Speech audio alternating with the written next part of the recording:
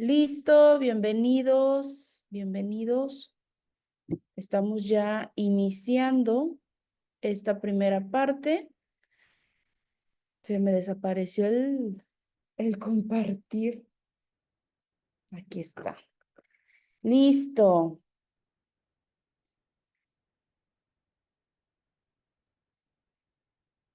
Ahí está ya. Pues bueno, vamos a iniciar de manera rápida. Ya son las 12 con un minuto. Tratamos de ser lo más puntuales posible. Y y pues ustedes también ya van ingresando conforme puedan. Recuerden que si ahorita a las 12 no se pueden conectar, bueno, ahora Ciudad de México, imagino que algunos nos llevan 1, 2, 3, 4 horas antes o tanto horas menos, en algunos casos apenas son incluso las 9 o las 8, y para otros países que nos llevan 4 horas ya serían como las 3 de la tarde. Entonces pues bienvenidos. A las 9 de la noche, hora Ciudad de México, va a ser la retransmisión para quienes no se puedan conectar ahorita y puedan verlo a esa hora. Los enlaces se comparten ahí en el grupo, toda la información se comparte en el grupo. Para las personas que son de primera vez, nosotros somos un instituto que brindamos capacitaciones en talleres y diplomados de manera gratuita. No tiene ningún costo que ustedes estén tomando estas capacitaciones. Ustedes pueden ver el calendario de nuestros talleres que se encuentra dentro de nuestras redes sociales, tanto en Facebook como en Instagram. Así nos encuentran como @icadi. Ahí ustedes van a encontrar los próximos talleres que están por iniciar, el calendario completo de los talleres. Ahorita pues ya estamos iniciando el mes de junio. Incluso ya está publicado el mes de julio para aquellos que, pues bueno, deseen inscribirse a otros talleres. Ahí ustedes lo pueden hacer, pueden inscribirse a los talleres que deseen. Los diplomados de igual manera, trabajamos el mismo formato de diplomado, las clases gratuitas, en vivo o en retransmisión. Chequen muy bien los horarios. Siempre manejamos los dos horarios para que ustedes puedan ver las clases. Es muy importante que se presenten a la hora señalada porque luego los videos ya no están disponibles, pero pues las clases son completitas. El taller y el diplomado es completamente gratuito. Para aquellos que también luego preguntan que pues tienen que pagar para entrar después, no, los talleres y los diplomados son gratuitos. Si ustedes entran a las clases es completo, toman completo el curso. Claro que sí, hay una cuota para aquellas personas que requieren la constancia, pero es una cuota de recuperación, es una cuota simbólica, pues misma que también nos ayudan a mantener este proyecto, a flote, ¿sale? Ahorita les explico más detalle para quienes vayan a adquirir la constancia. Un aviso muy importante porque ya creo que volvieron otra vez a estar haciendo este tipo de estafas. Nosotros como instituto tenemos nuestros grupos en los cuales ustedes se inscriben en cada taller y ahí les mandamos la información, como ahorita les mandamos los enlaces, les mandamos la información de lo que vamos a ver en el taller, les mandamos los enlaces de retransmisión, todo lo que tenga que ver con la información del taller ahí en los grupos.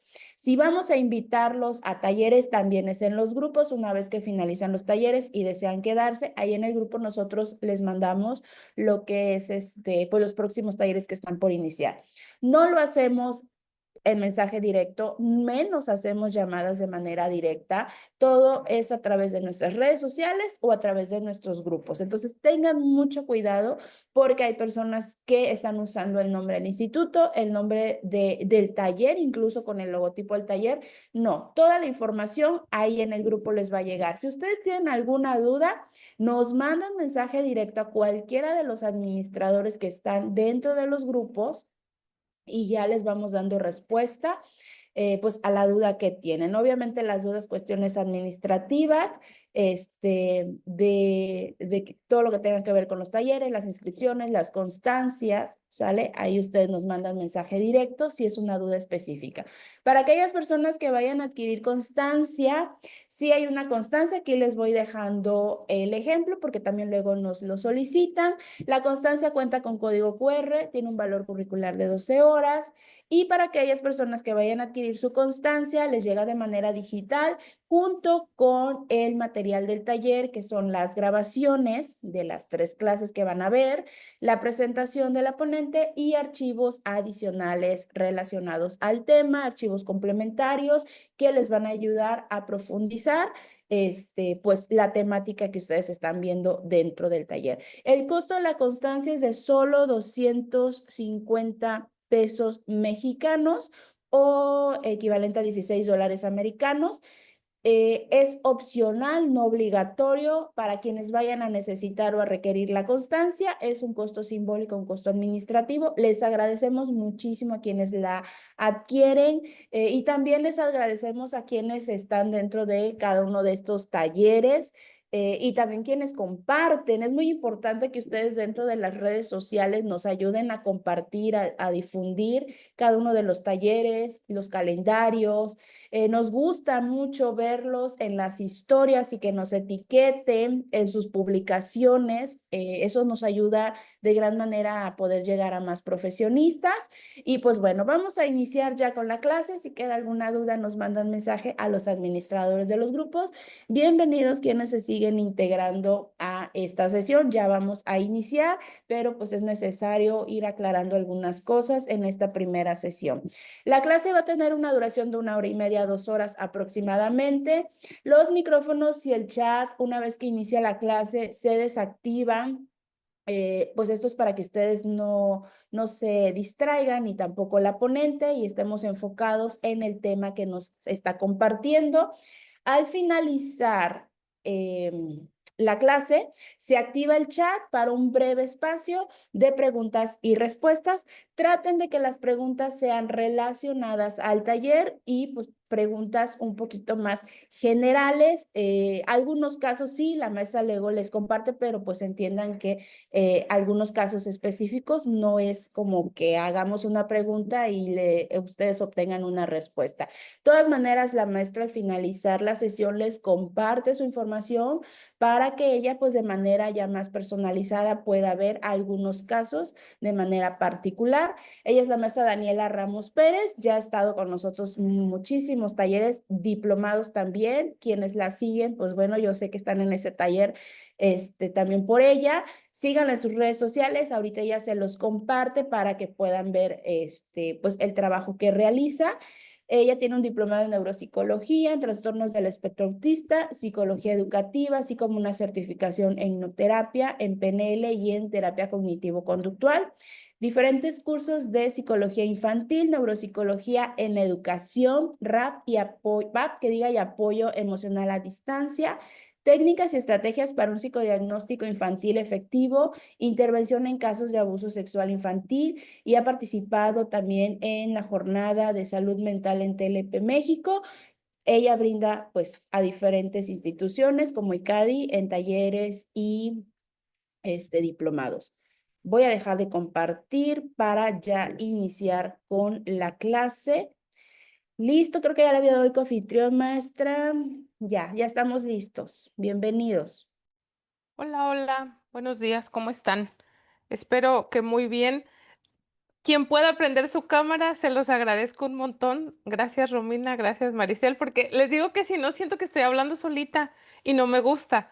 Aparte, porque la verdad es que mis audífonos me di cuenta que están fallando un poquito, entonces si de repente me escuchan más bajito, me pueden hacer señas para que yo los ajuste. Pero pues muchísimas gracias, bienvenidos. Ya vi que hay muchas personas de primera vez, algunas personas ya han estado en otros talleres. Por aquí vi que decían que desde Tijuana.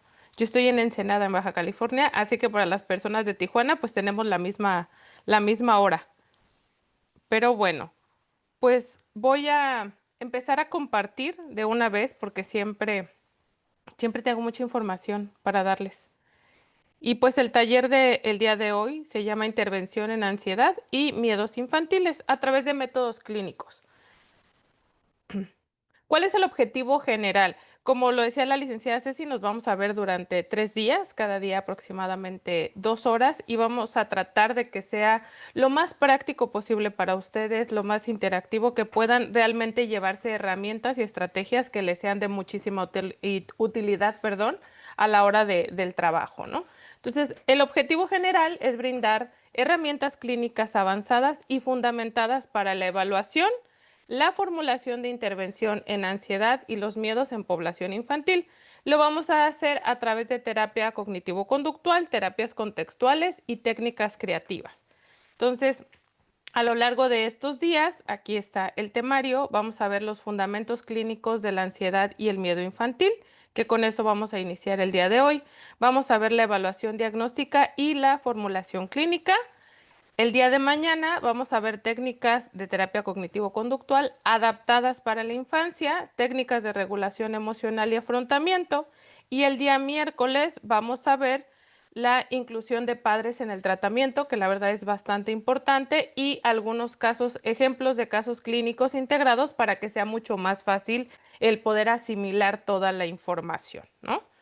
Entonces, espero contar con ustedes los 3 días. Para los que no pueden, pues saben que en retransmisión, igual al final siempre les comparto mis datos por si tienen alguna duda, algo queda pendiente por ahí, siempre lo podemos trabajar. Entonces, vamos a iniciar hablando un poco acerca de la diferencia entre la ansiedad normativa y patológica. ¿Cuál es el objetivo de esto? Distinguir los miedos evolutivos esperables de las manifestaciones clínicas que requieren intervención. Normalmente dentro de la psicología buscamos corroborar diagnósticos, buscamos hacer un diagnóstico, poner, ¿no? A qué corresponde la sintomatología que presenta este paciente. Y siento yo que sí tenemos que ser muy cuidadosos a la hora de etiquetar ciertas situaciones porque muchas veces hay sintomatología que se va a compartir, sin embargo no es lo suficiente como para estar dentro de un trastorno como tal, como diría el DSM-5. Entonces es importante aprender a diferenciar entre la ansiedad normativa y la patológica. Vamos a ver cuáles son las características de cada una de ellas. La ansiedad normativa, digamos que es una respuesta adaptativa, predecible y esperable en situaciones nuevas, en situaciones desafiantes o en situaciones que son amenazantes. Está relacionada con el desarrollo evolutivo y tiende a ser transitoria, leve y funcional. Es decir, a lo largo de nuestra vida es relativamente normal que haya procesos ansiosos o procesos de adaptación. Claro, nos vamos a ir adaptando cada quien dependiendo de la cantidad de herramientas que tenga para hacer este proceso adaptativo, ¿no? Entonces, muchas veces van a llegar con nosotros papás que, sobre todo cuando son papás primerizos o cuando no saben cómo manejar ciertas situaciones, claro que hay una preocupación de qué le está pasando a mi hijo. Entonces nosotros, independientemente de esta cuestión, tenemos que hacer todo un proceso, que lo vamos a ver a lo largo de este taller, para poder identificar qué tipo de intervención tengo yo que hacer. Si puedo dar un diagnóstico como tal de una ansiedad o de una ansiedad patológica o si únicamente voy a dar el seguimiento y voy a acompañar dando estrategias y herramientas para poder manejar esta etapa que entra dentro de la normalidad, ¿no? ¿Cuál es la sintomatología que nos va a ayudar a determinar si esto es únicamente algo transitorio? Primero que nada, la temporalidad definida. Suele surgir en un momento evolutivo específico. ¿A qué nos referimos con momento evolutivo específico? Inicio escolar, sobre todo, por ejemplo, ahorita van a terminar ciclos escolares e inician nuevos. Los que terminan preescolar van a primaria, los de primaria secundaria, secundaria preparatoria y así nos vamos, ¿no? Entonces, muchas veces en ese periodo de transición de un ciclo de una etapa al pasar a otra, hay un proceso de adaptación que a veces desencadena sintomatología de ansiedad, pero digamos que ahí es relativamente normal, ¿no? Hay muchos cambios, hay situaciones nuevas, o si nos cambian de escuela de un momento a otro, a medio ciclo, para el niño también va a ser un proceso complicado. Si hay separación, si se van a mover de un domicilio a otro, de una ciudad a otra, cuando hay una separación de los padres, cuando hay a lo mejor que lo cuidaba tal persona y de repente lo empieza a cuidar otra persona. Todos esos procesos que suponen cambios drásticos en la vida del niño, en la rutina o en las personas con las que interactúa, pueden generar toda esta sintomatología. Sin embargo, es esperado que haya un proceso de adaptación. La intensidad suele ser moderada, es decir, el malestar es evidente porque sí vemos al niño a lo mejor que llora, que se desespera, que no quiere hacer ciertas cosas, pero no interfiere significativamente en el funcionamiento diario del niño. Entonces, digamos que aunque aparecen esos episodios, suelen corresponder a un momento definido. Por ejemplo, si estamos hablando de que llega a la escuela, termina preescolar y va a la primaria, probablemente los primeros días haya un llanto o haya un problema para dejar a mamá y entrar a la escuela. Pero llora poquito, se desespera esto, el otro, pero a lo largo del día, ya en la jornada de clases, pues ya hay una adaptación y el niño ya juega y se le pasa y todo, y ya sale otra vez de la escuela y ya llega con mamá y tranquilidad. Probablemente eso se repita, pero interfiere en un momento, pero nada más, ¿no?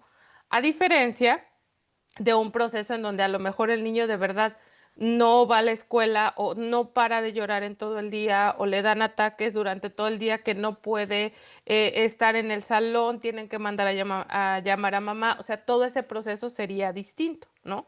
Aunque sea por una situación esperable, que vamos a ir viendo poco a poco más a profundidad.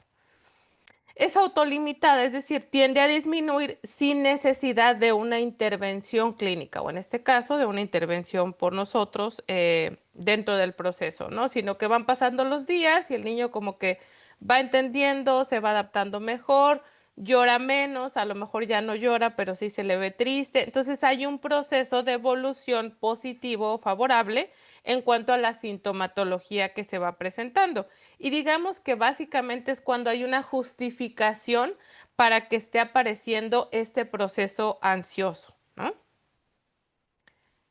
¿Qué más pasa? Vamos a ver, ahora sí que por etapa evolutiva. Tenemos que entender también que la manera de comportarnos conforme va pasando el tiempo va cambiando. Dentro de estas crisis esperables, por decirlo de alguna manera, de los 0 a los 3 años suele haber ansiedad por separación y miedo a personas extrañas. Esto es normal porque estás en una etapa de desarrollo donde sí se están formando como personitas independientes, pero sus principales figuras de apego son los papás o es la familia, son las personas con las que tienen, porque durante estos 3 años de su vida o estos 2 años de su vida solamente han convivido con estas personas, ¿no? Si se dan cuenta, es menos común que haya ansiedad por separación, a lo mejor en niños que desde más pequeñitos han estado yendo a guardería, ¿no? A lo mejor que fueron a maternal. Entonces, como iban de manera constante, entienden ya la dinámica de llegar y quedarse con alguien y que después mamá, papá regresa por mí, ¿no? O niños que los cuidan desde pequeñitos, alguna otra persona, algún familiar, para ellos no suele aparecer tanto una situación de ansiedad por separación. Sin embargo, cuando el niño ha estado siempre con mamá, está en casa y de repente ya tiene que entrar al kinder, bueno, pues pueden presentarse sintomatología muy similar a la ansiedad por separación. Y el miedo a los extraños, pues por la misma situación. No conozco mi entorno. Sé que existen otras personas porque las veo, pero la interacción con esas otras personas normalmente no es común. Entonces, cuando aparecen personas nuevas, pues supone un proceso en lo que el niño necesita ver si son personas de confianza, si es una persona que me cae bien, si es una persona que me gusta cómo interactúa conmigo y a veces es ese choque, ¿no? Sobre todo porque también los adultos muchas veces no se respeta esa parte de la individualidad del niño, ¿no? Esa cuestión de saluda, mira, deja que te abracen.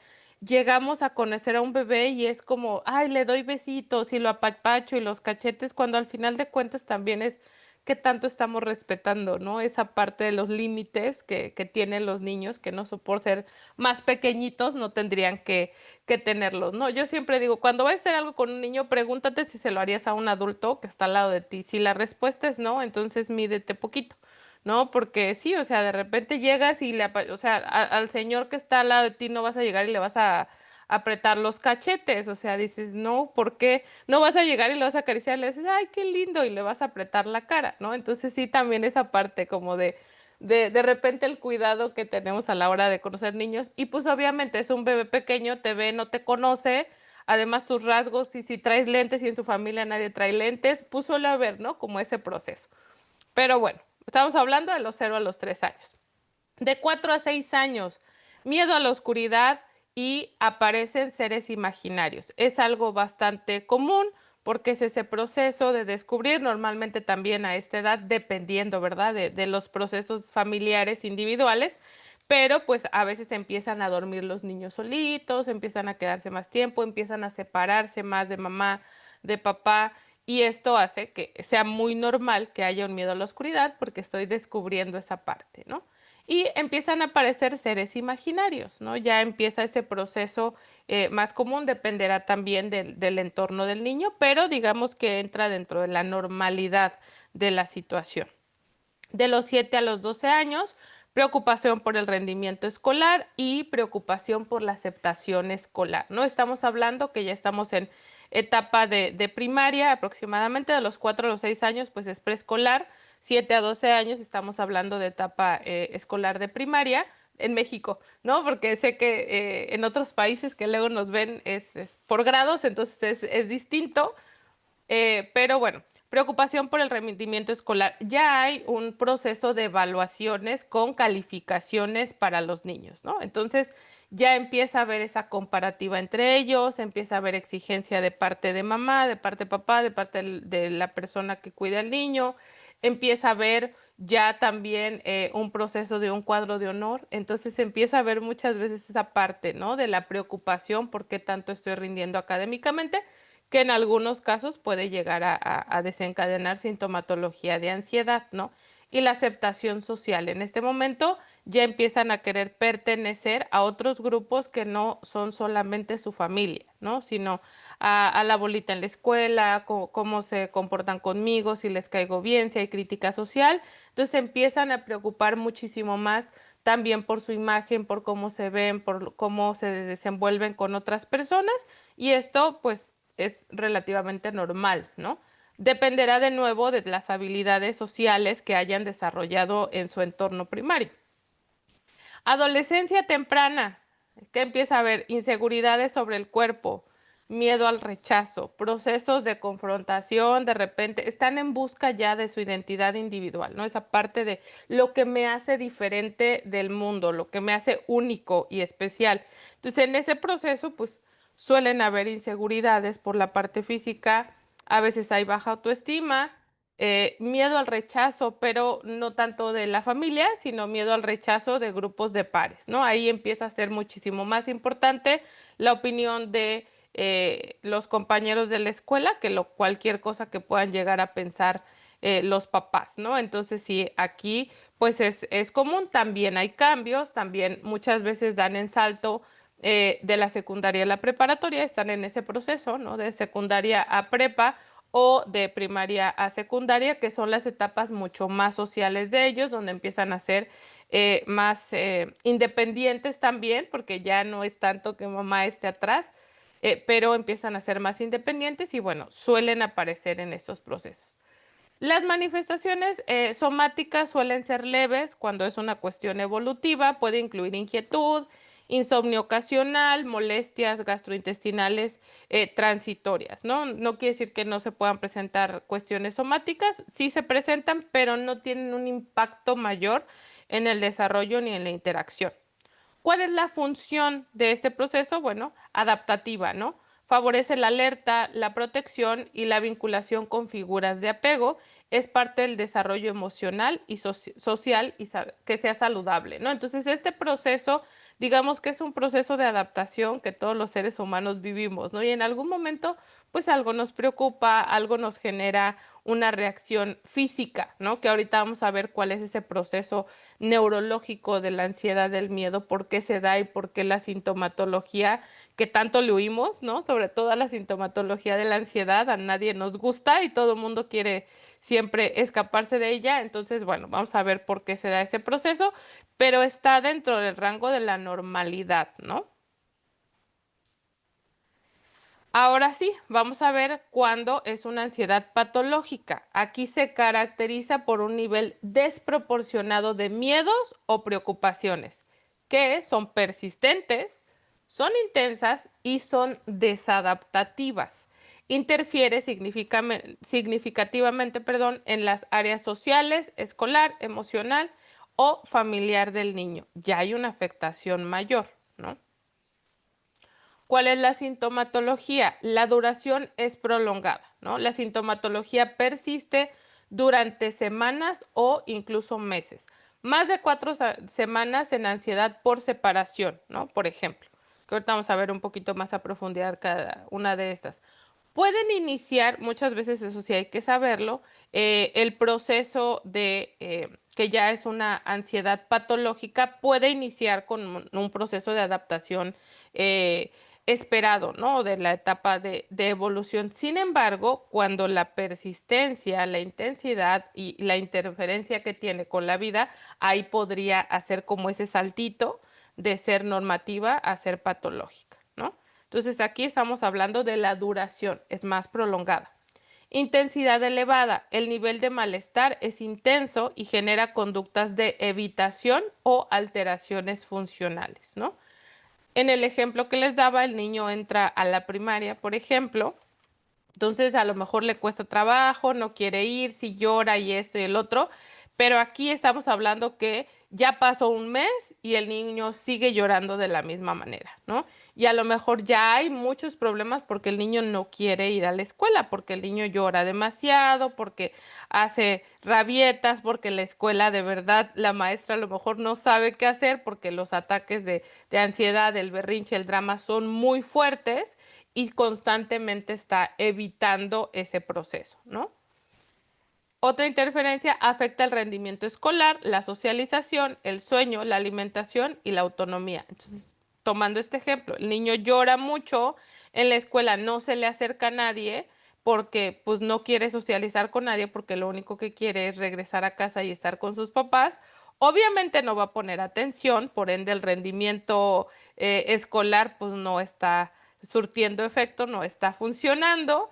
Y puede ser que sí, a lo mejor hay alteraciones en el sueño. No forzosamente que el sueño se vaya, pero a lo mejor de tanto llorar, de tanta rabieta y todo, llega a casa a la hora de salida y se queda profundamente dormido, ¿no? Y duerme más tiempo y a lo mejor en la noche se despierta y bueno, hay una alteración en el ciclo circadiano del sueño y entonces ya empieza a tener un comportamiento diferente. La alimentación, pues a lo mejor también ese proceso, ¿no? De no quiero comer o, por el contrario, comen demasiado porque, bueno, el proceso ansioso es como, necesito algo, ¿no? Entonces puede haber alteraciones en la manera de comer.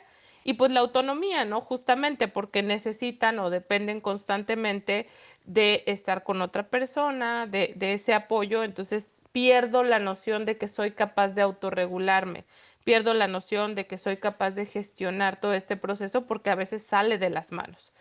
Hay un desajuste evolutivo, el miedo no es esperable para la etapa del desarrollo o es excesivamente persistente. Estas son las dos variantes que podemos encontrar. Que sea algo no esperado, estamos hablando, por ejemplo, retomando lo que decíamos, aquí veíamos, me voy a regresar para que lo vean.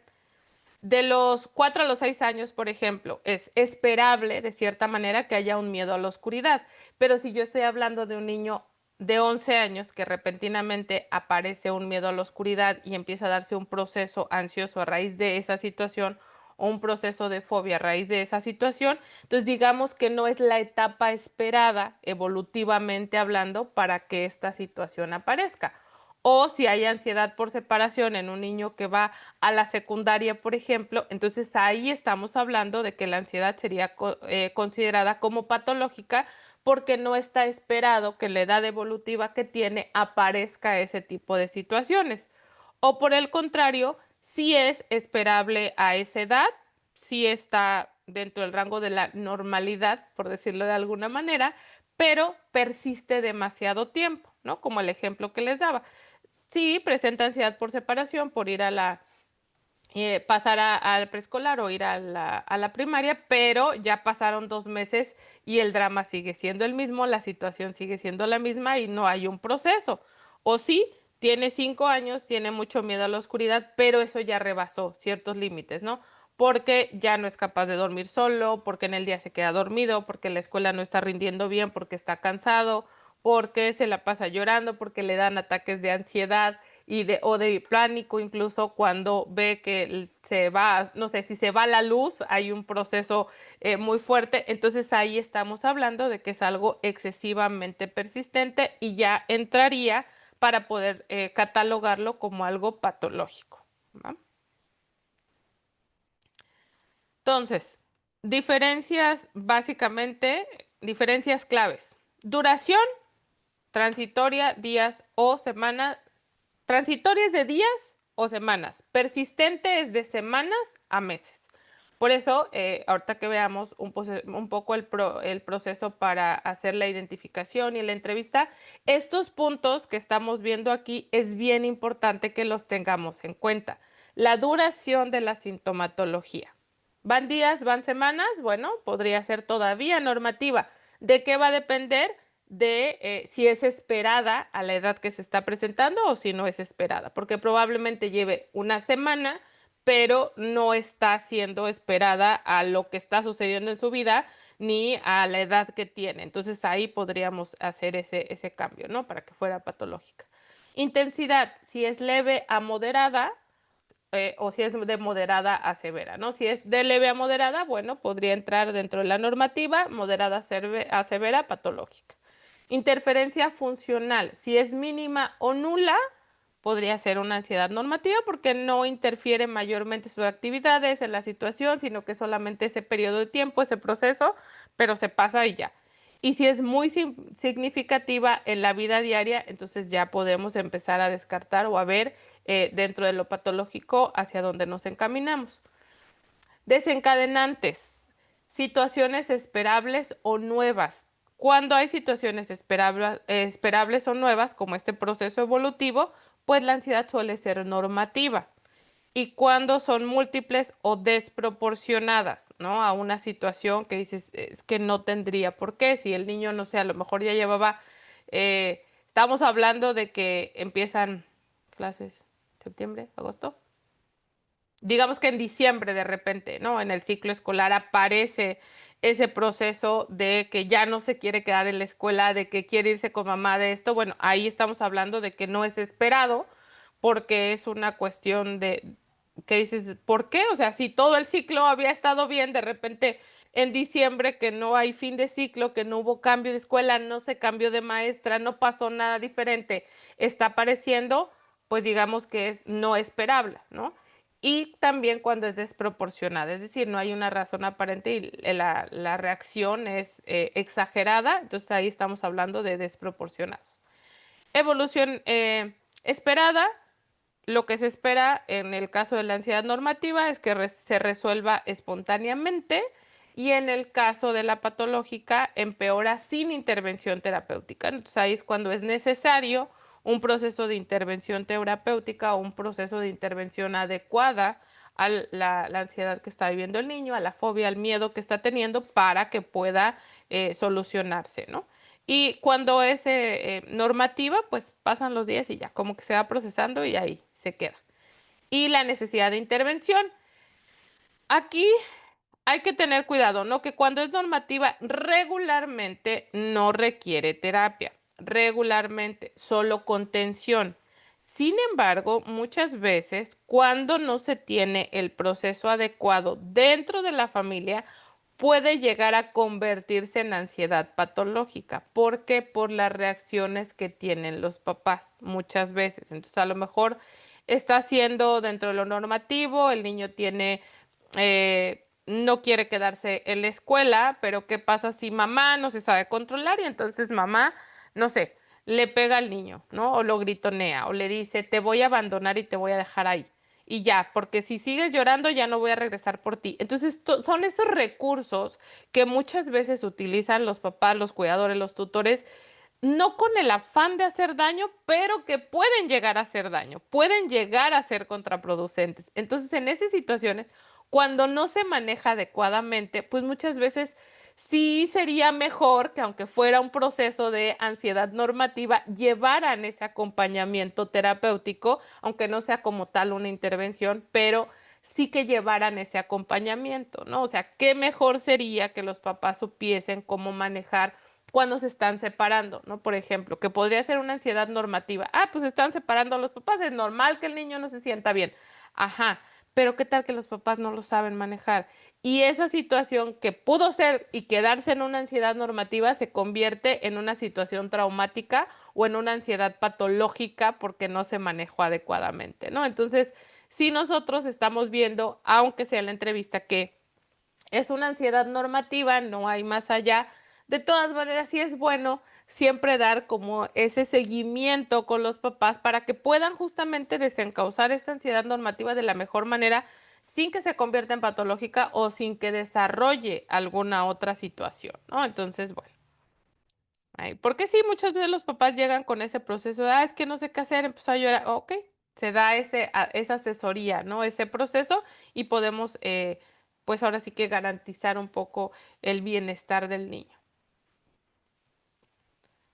Por ejemplo, un niño de 5 años con miedo a monstruos versus un niño de 8 años que no puede dormir solo desde hace 6 meses y presenta síntomas somáticos. ¿Cuál sería evolutivo y cuál sería patológico?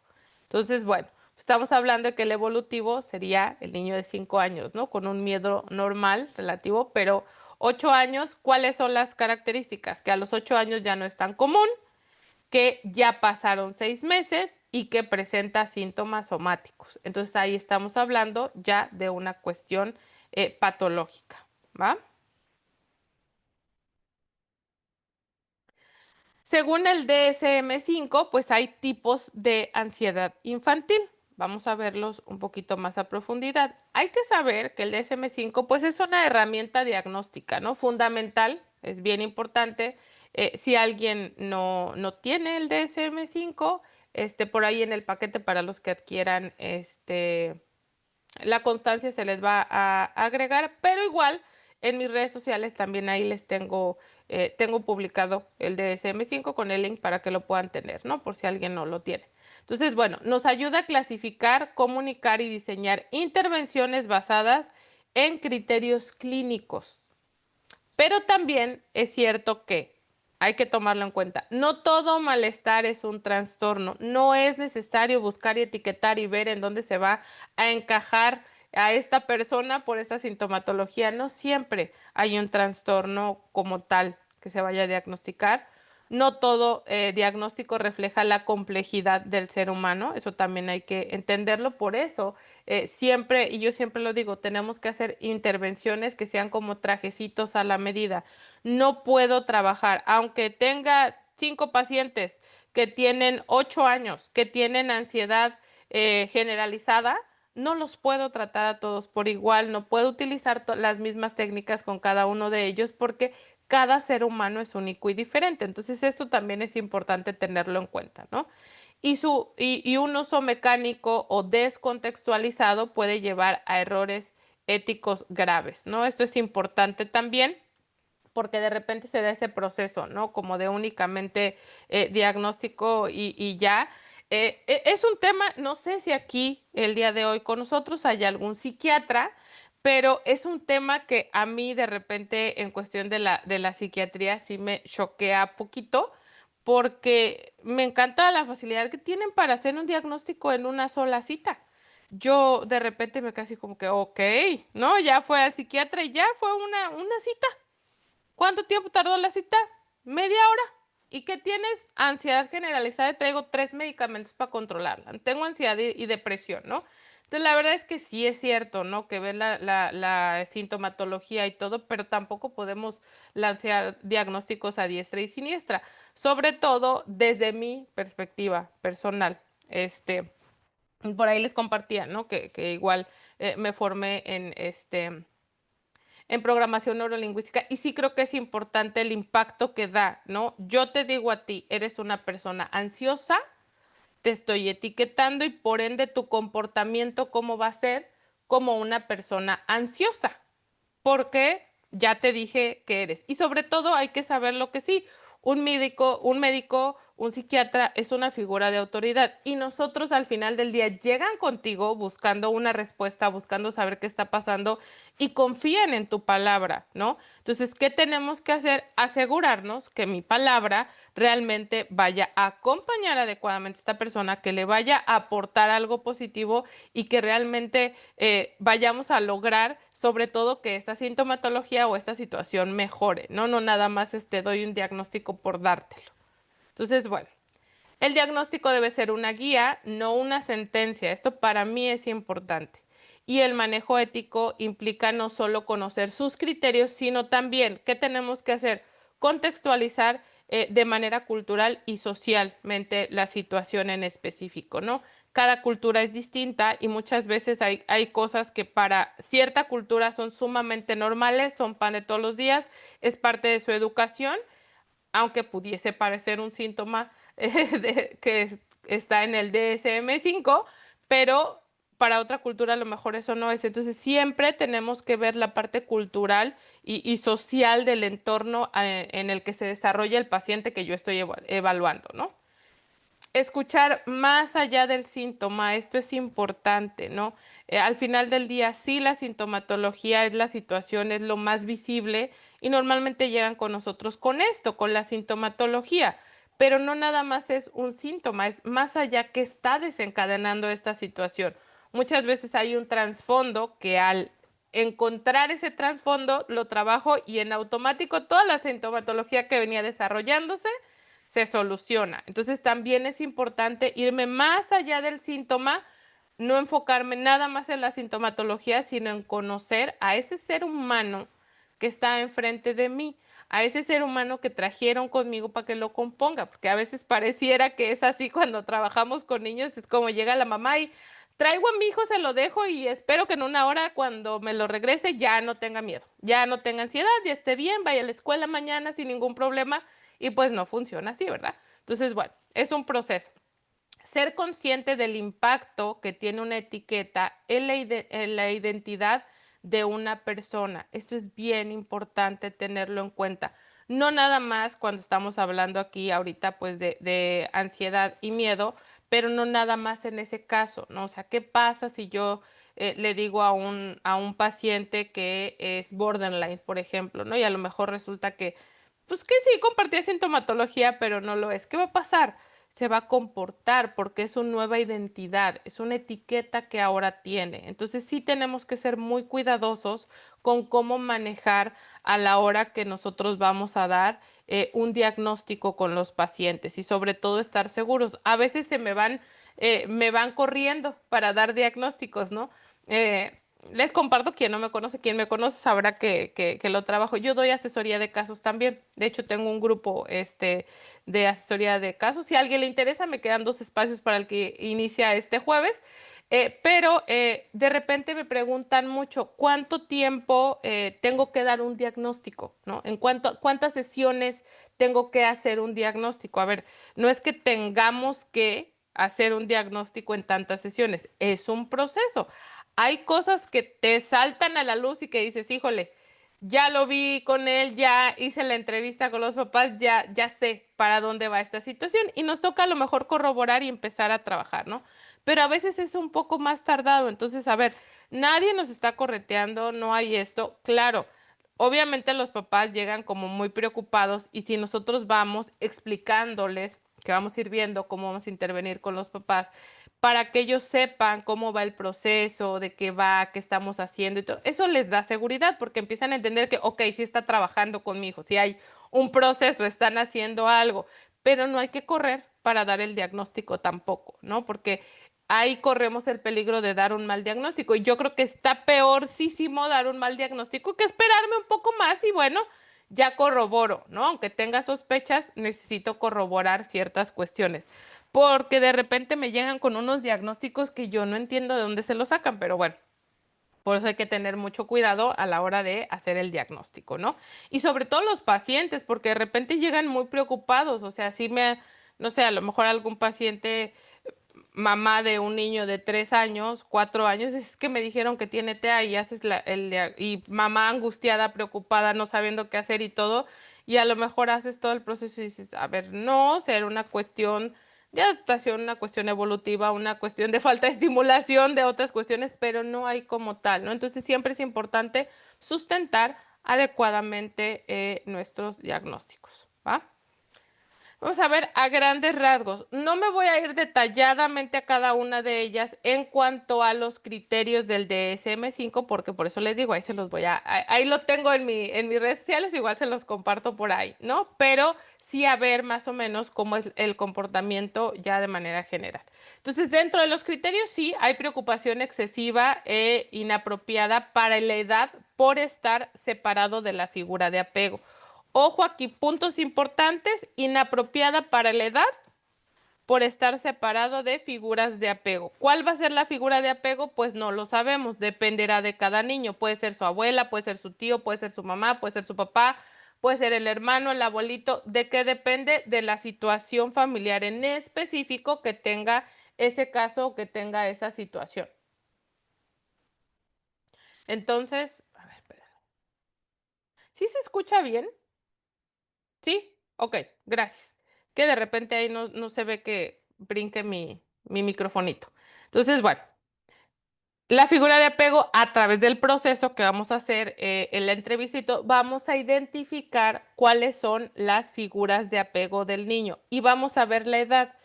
¿Qué tan adecuado es? Lo decíamos, de los 0 a los 3, 4, yo diría incluso 5 años, entraría dentro de un rango de la normalidad, ¿no? En cuanto a edad. Pero si la situación está siendo muy cambiante para el niño, hay una cuestión, no sé, de repente vivían en Ciudad de México y se lo llevaron a Quintana Roo a vivir, ¿no?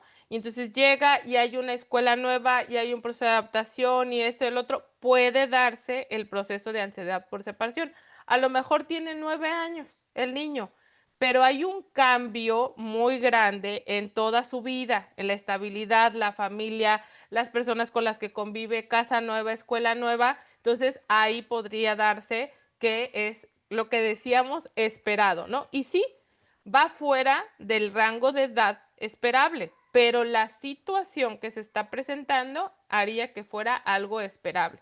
En cambio, lo que decíamos, si de la nada el niño de 9 años empieza y ya no quiere ir a la escuela y empieza a llorar y todo, no ha habido un cambio de escuela, no ha habido cambio de rutina, no ha habido todo este proceso, pero no se quiere separar de las figuras de apego, bueno, pues ahí podríamos ver, ¿no?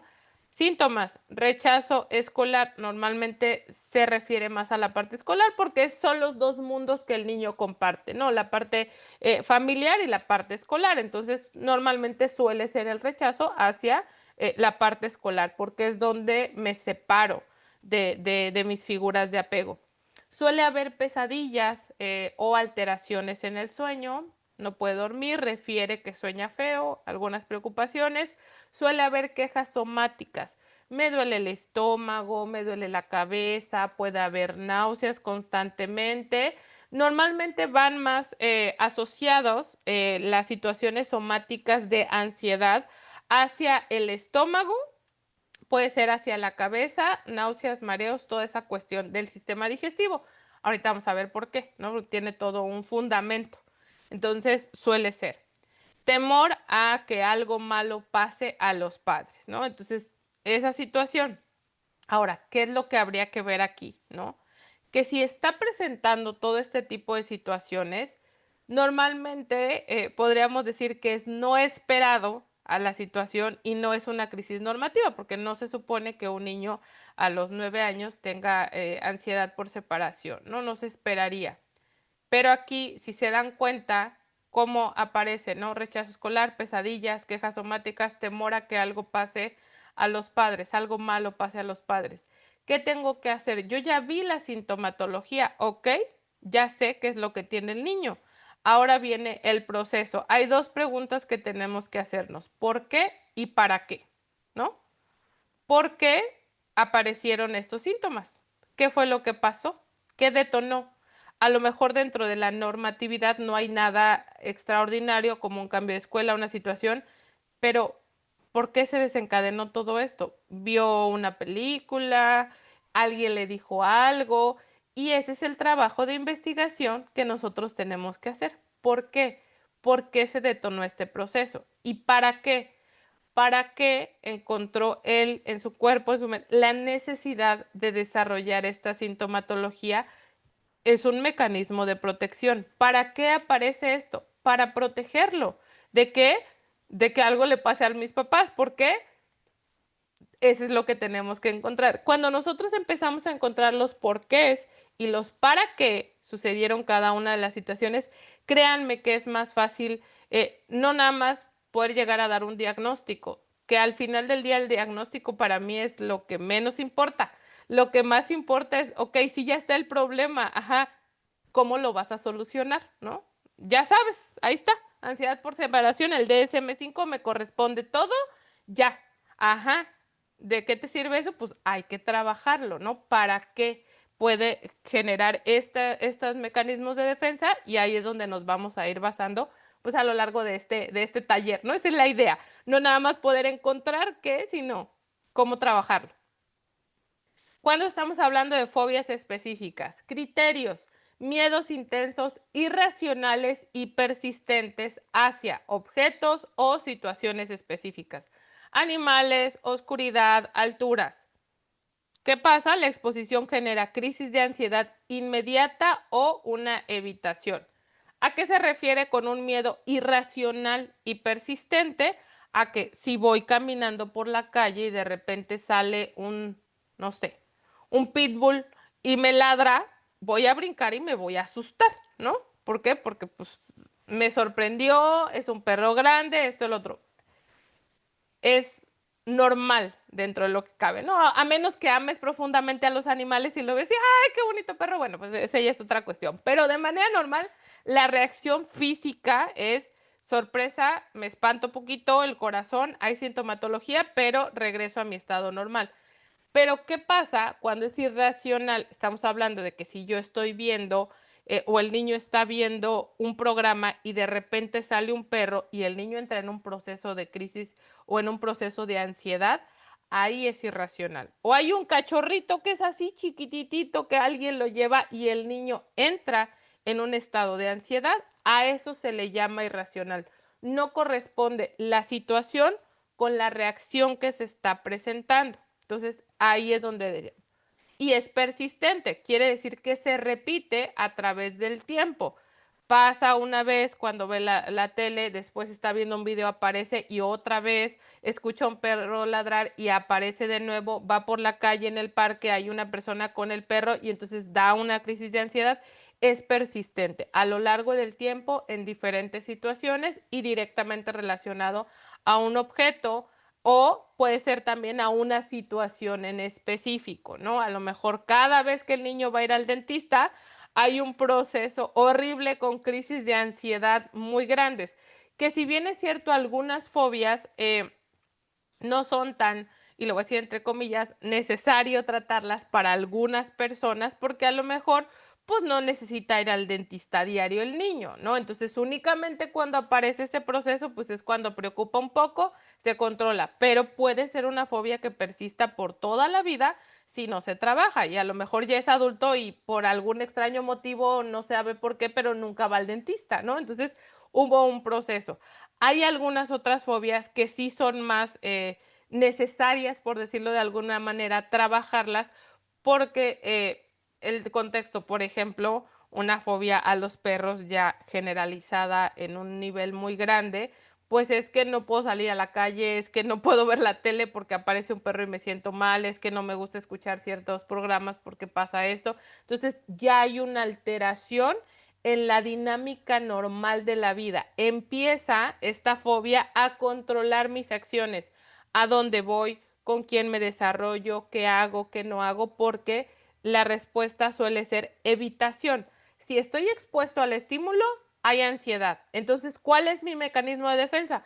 Mejor no me expongo a eso, lo evito a toda costa lo más que pueda para que no esté detonando constantemente ese proceso ansioso, porque a nadie le gusta estar en medio de una crisis de ansiedad, ¿no? Entonces sí, algunas fobias son más, como más notorias, cómo controlan tu vida, pero por ejemplo, a lo mejor una fobia a ir al dentista tal vez no va a controlar tanto tu vida, ¿no? Pero cuando estamos hablando a lo mejor de una fobia a los gérmenes, pues ahí sí, ¿no?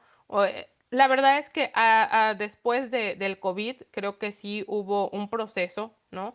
De casos de ansiedad y de fobia, sobre todo relacionadas a esta parte de la enfermedad, de la muerte, todo eso, pues se fueron a la alza por todo lo que vivimos, ¿no? Que al final del día, pues fue una situación traumática general, que algunas personas tenían más recursos para sobrellevar esta situación, para manejarla, trabajarla, y a otras personas pues costó un poco más de trabajo, ¿no? Entonces sí, ahí habría que trabajarlo.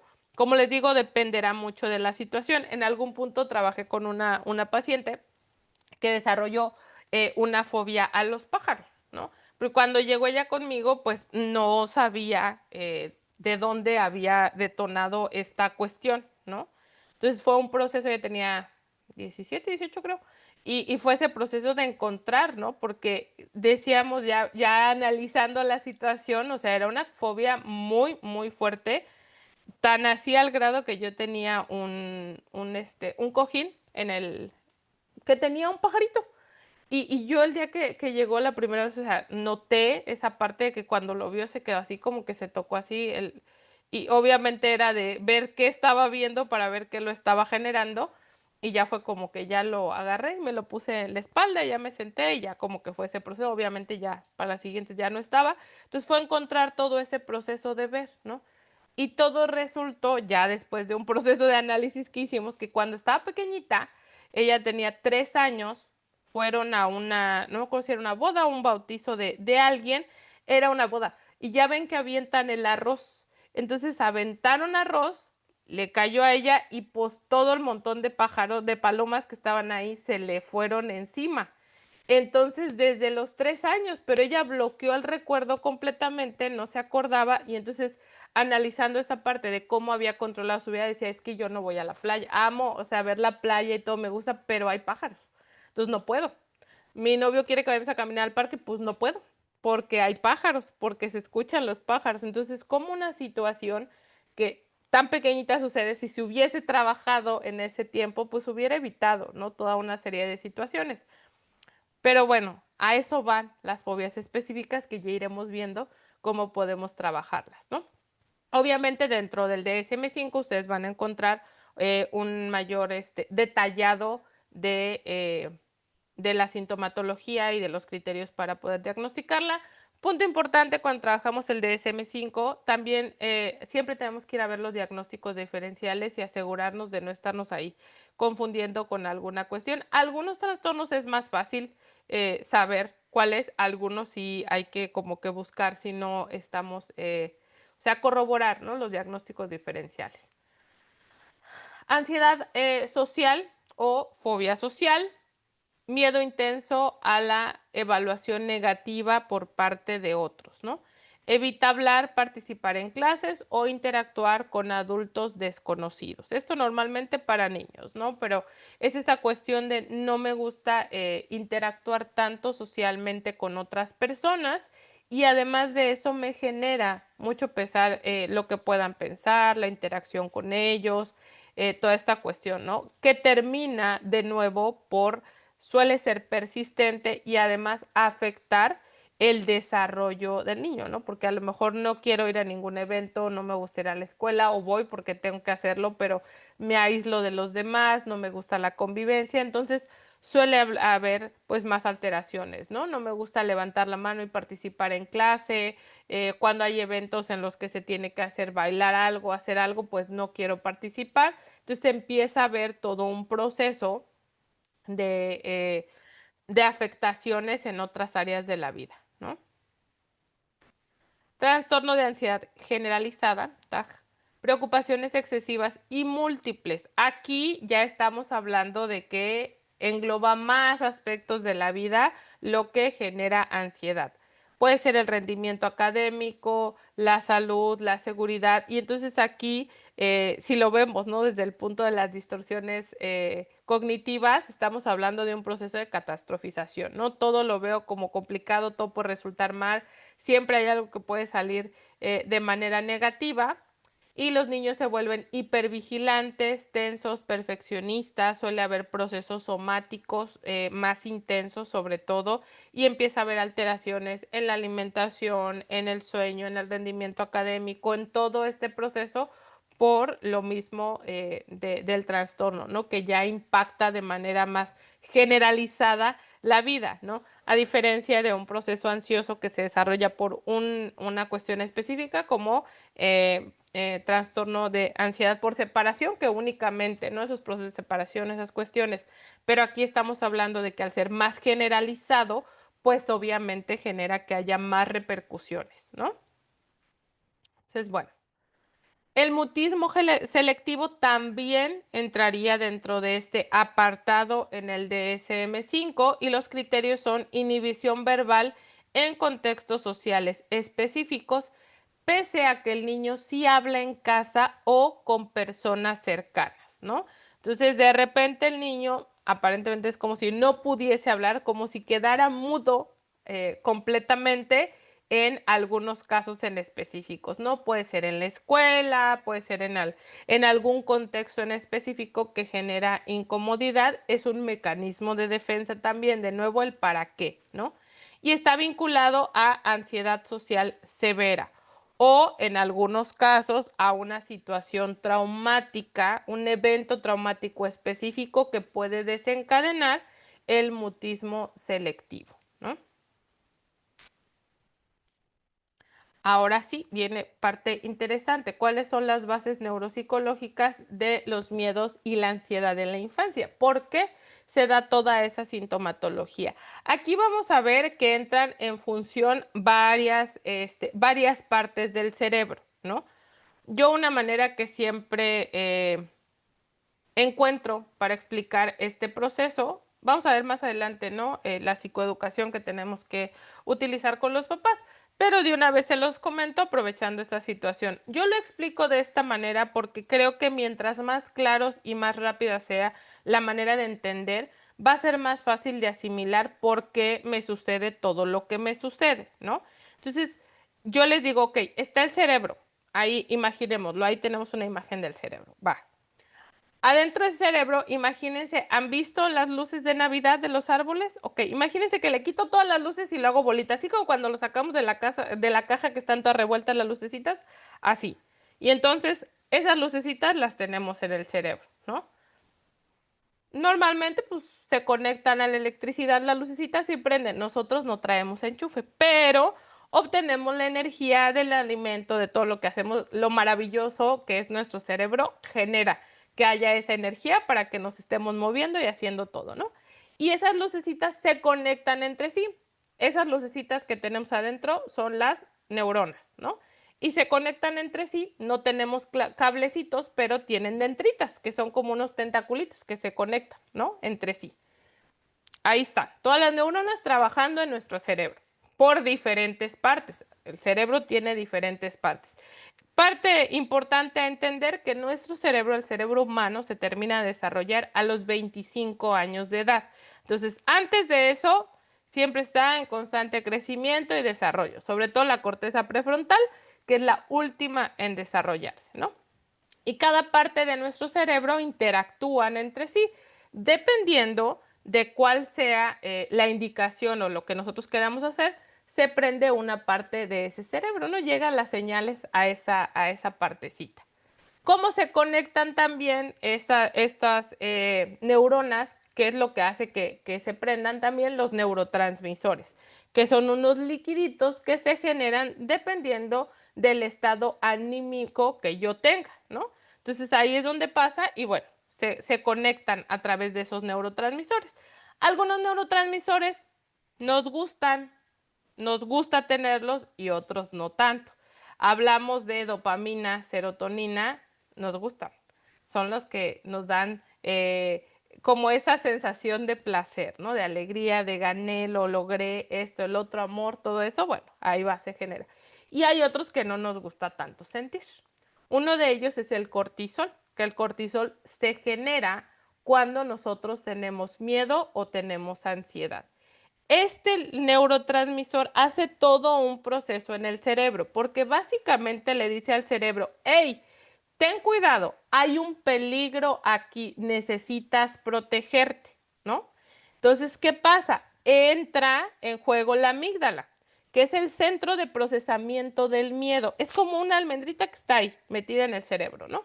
Y en niños con ansiedad se hiperactiva, ¿no? Entonces, normalmente llega algo, no sé, lo que les decía hace rato, vamos caminando por la calle, sale un perro, me ladra y pum, la amígdala dice, hey, algo aquí pasó, ¿no? Y el cortisol se genera, pero se genera una cantidad mínima de cortisol y la amígdala se activa y se desactiva. Cuando estoy sometido a este proceso de manera constante, la amígdala ya empieza a ser más hiperreactiva, es decir, se activa con mayor facilidad a la menor provocación. Entonces ya empieza a activarse más. Después entra también en juego la corteza prefrontal, aquí enfrente, que se encarga de regular las respuestas emocionales.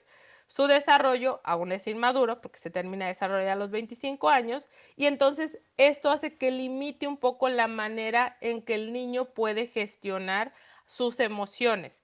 Normalmente son más explosivos, a diferencia de uno que vas en el súper y a lo mejor si tu pareja no te quiere comprar, no sé, una blusa, no te vas a tirar y llorar y hacer berrinche y gritar desesperado. Un niño probablemente si no le quieren comprar la paleta va a llorar y va a decir yo la quiero y va a hacer un berrinche. Dependerá de cómo se haya manejado la contención para ver si el berrinche es masivo o si solamente queda en una molestia.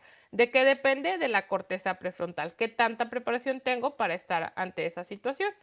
El hipotálamo también empieza a hacer su parte del proceso que regulan las respuestas fisiológicas al estrés. Aquí es donde se libera el cortisol. Ahí empieza la generación de este liquidito y vámonos, por todos lados, ¿no? En ansiedad crónica hay disfunciones en este eje. ¿Qué quiere decir?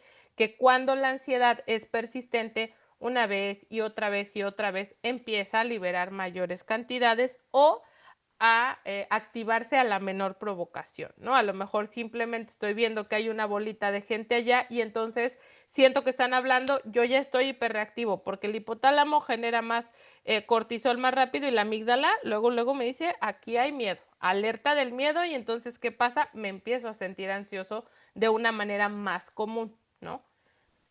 Y hay conectividad cerebral, los niños ansiosos, hay una menor conectividad entre la función del CPF y la amígdala. ¿Qué hace esto? Que no hay tanto, la corteza prefrontal y la amígdala no están tan conectadas, entonces la autorregulación no llega lo suficientemente rápido y pues detona el proceso ansioso como tal, ¿no?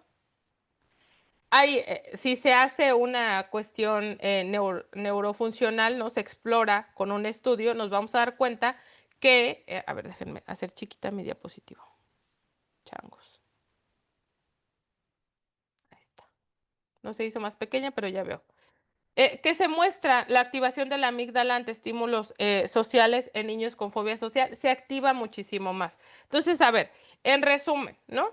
Hay más cortisol en el cerebro, los neurotransmisores que están ahí, las diferentes conexiones del cerebro dicen, alerta, aquí hay un peligro, auxilio, auxilio, y entonces, ¿qué hace el cuerpo? Ahí viene la respuesta biológica. Dice, estamos en peligro, protégete. ¿Cómo se protege? Bombeando mayor cantidad de sangre hacia las extremidades. Por si tengo que dar un golpe, mi sangre está concentrada en mis brazos. Por si tengo que salir corriendo de este peligro, mi sangre está en las piernas. Listo, preparado para salir corriendo, para dar el golpe, para defenderme de lo que está pasando. Entonces, ¿qué se siente? Palpitaciones. El corazón, pum, pum, pum, pum, pum, a todo lo que da. ¿Qué pasa también? Hay una alteración en la manera en que se oxigena mi cuerpo porque la sangre se está bombeando de una manera distinta. Entonces, ¿qué siento? Que no puedo respirar, ¿no? Me cuesta trabajo respirar. ¿Por qué? Porque la oxigenación está haciendo de manera diferente en todo el cuerpo. Entonces, ahí se da todo este proceso. ¿Qué otra sintomatología nos da? ¿Por qué hay reacciones somáticas? ¿Qué pasa? El cuerpo está gastando demasiada energía, el cerebro está gastando mucha energía en tenernos protegidos de toda esta situación. Además, sumémosle de que ha aparecido de manera repetitiva, porque bueno, ya tengo un proceso ansioso patológico ahí, entonces quiere decir que se activa con mayor frecuencia. Entonces, ¿qué sucede? El cerebro dice, estamos gastando mucha energía aquí. Necesitamos reducir nuestro consumo de energía. Y por algún extraño motivo al cerebro se le ocurre que puede reducir el proceso digestivo. ¿Por qué no? Estoy gastando energía acá, bombeando sangre, las manos, que si esto... ¿Qué te parece si desactivamos el proceso digestivo? No, ni lo ocupan tanto, ¿no? Entonces, ¿qué pasa? Se ralentiza, los jugos gástricos están más tiempo y entonces como resultado que hay gastritis, colitis, dolores de estómago constantes porque está disminuido, ¿no? Entonces por eso hay colitis nerviosa, colitis ansiosa, gastritis ansiosa, por este proceso biológico que tiene el cuerpo. ¿Qué otra función se le ocurre al cerebro desactivar? ¿Por qué no? El sistema, ay, se me fue el nombre, espérenme, ahorita me voy a acordar. El sistema inmunológico, ¿no? Entonces, como, pues el sistema inmunológico tampoco lo necesitamos tanto. Ya nos estamos protegiendo aquí, pues un virus no nos va a hacer nada, ¿no? Una bacteria. Por eso es más común que una persona con mucha ansiedad, que genera demasiado cortisol, se enferme más comúnmente que si la gripa, que si el dolor de esto, que si alguna otra cuestión, ¿no? Entonces, por eso la cuestión somática, que si se dan cuenta no es tanto como tal somático, algo que se inventó, ni mucho menos, que a veces esa es la cuestión, porque me dicen mucho mis pacientes, porque les explico, no es una cuestión somática, y me dicen, no, es que sí lo siento, hasta que les doy esta explicación del por qué, o sea, ahí es como, sí, es real, ahí está tu dolor de estómago, ahí está una ralentización de tus procesos digestivos. Si es cierto, existen y están. ¿A qué se deben? Al proceso ansioso. Por eso se llama que está somatizando, porque es una cuestión emocional la que desencadena esta cuestión. Es decir, no es un virus, una bacteria directamente en el estómago, una alteración en tu funcionamiento del proceso digestivo, sino que es una cuestión psicológica lo que está generando todo este proceso. Cuando nosotros les damos esta explicación, eh, como que a mí me funciona mucho explicarles porque les da muchísima más tranquilidad decir, ah, ok, no estoy loco, o sea, sí se siente así, o sea, por eso se me agita el corazón, por eso me duele el estómago, ¿no? Porque empiezo a entender de dónde viene todo este proceso neurológico y biológico. Pero bueno, así se comporta y si se dan cuenta hay muchas áreas del cerebro que entran en juego y muchos procesos también, proceso digestivo, proceso de tolerancia a todo lo que está pasando, hay hipervigilancia, ¿qué pasa también? Los sentidos se hiperactivan. Escucho hasta el más mínimo detalle alrededor cuando tengo una fobia, ¿no? El miedo que hace agudiza los sentidos. Entonces escucho más todo lo que está pasando, siento más lo que está pasando, veo todos los detalles, ¿no? Tengo miedo a la oscuridad y entonces, ¿qué pasa? No hay luz y entonces, ¿qué? Empiezo a querer ver todo y a veces el cerebro nos juega un poquito chueco y terminamos viendo, ¿no? Hasta figuras de personas y demás. Entonces, hay muchos procesos a nivel neurológico que se desencadenan. Entonces, bueno, déjame ver la hora. Evaluación diagnóstica y la formulación clínica. ¿Cuál es el objetivo de hacer la evaluación? Pues en este caso de este proceso, capacitarlos con técnicas de evaluación que consideremos la perspectiva del niño y de los cuidadores, sobre todo que cuidando y respetando el desarrollo evolutivo, ¿no? Primero, importante para hacer este proceso, entrevista clínica infantil y familiar, la entrevista con los papás. Ese va a ser el primer acercamiento que nosotros tengamos al caso. El primer acercamiento al niño va a ser a través de sus papás. ¿Qué vamos a encontrar o qué vamos a buscar? El historial del desarrollo. ¿Por qué? Porque ya vimos que tenemos que ir viendo cómo ha sido a lo largo de la vida del niño su proceso de desarrollo en los diferentes eventos esperados de cambios o transiciones, cómo ha reaccionado en esas situaciones. Vamos a indagar en los eventos estresantes que ha tenido el niño a lo largo de su vida. ¿Cuáles son los estilos parentales? Si son muy autoritarios, si son muy permisivos, si negocian con él, si son sobreprotectores. ¿Cuál es el estilo parental? Que eso va a marcar mucho el proceso. creencias sobre la ansiedad de su hijo. Muchas veces ellos ya saben, ¿no? Ah, es que pasó esto y después de este evento empezó a comportarse así, así, así, así. Muchas veces nos evitan aparentemente un poquito la chamba, pero ojo, no porque el papá te diga no, es que pasó que Juanito le dijo a mi hijo que sus papás lo iban a abandonar y por eso ya, de ahí y entonces uno diría, ah, pues vamos a sobre esa situación. Puede ser que no. Puede ser que haya otras situaciones que reforzó otra situación previa y ese fue simplemente el desencadenante del momento. Por eso, aunque ellos tengan una cuestión, de todas maneras nosotros tenemos que indagar más allá en la situación para ver y determinar si realmente es por ahí o hay algún otro detalle que tengamos que tener en cuenta. Observación de patrones de sobreprotección o evitación reforzada. Muchas veces, sin darse cuenta, los papás o los cuidadores son los que refuerzan que la conducta se mantenga, ¿no? Ay, es que le tiene miedo a los perros. No, no, mejor no lo llevo a ningún lado. Mejor no hay que ir, hijo, porque ahí hay perros, ¿no? Entonces, ¿qué pasa? Refuerzo constantemente y a veces hay mucha sobreprotección. Y eso nosotros lo tenemos que observar y ver a través de la entrevista que nosotros realicemos, ¿no? Junto con todo el historial, ¿no? O sea, la anamnesis que todos sabemos que se tiene que hacer y toda esta situación, pues es todo ese proceso, ¿no? De cómo ha sido el desarrollo del niño, el historial médico, todas esas cuestiones se van a dar a través de la entrevista con los papás. Después viene la entrevista clínica infantil. Ojo aquí que primero está la fase de rapport, ¿no?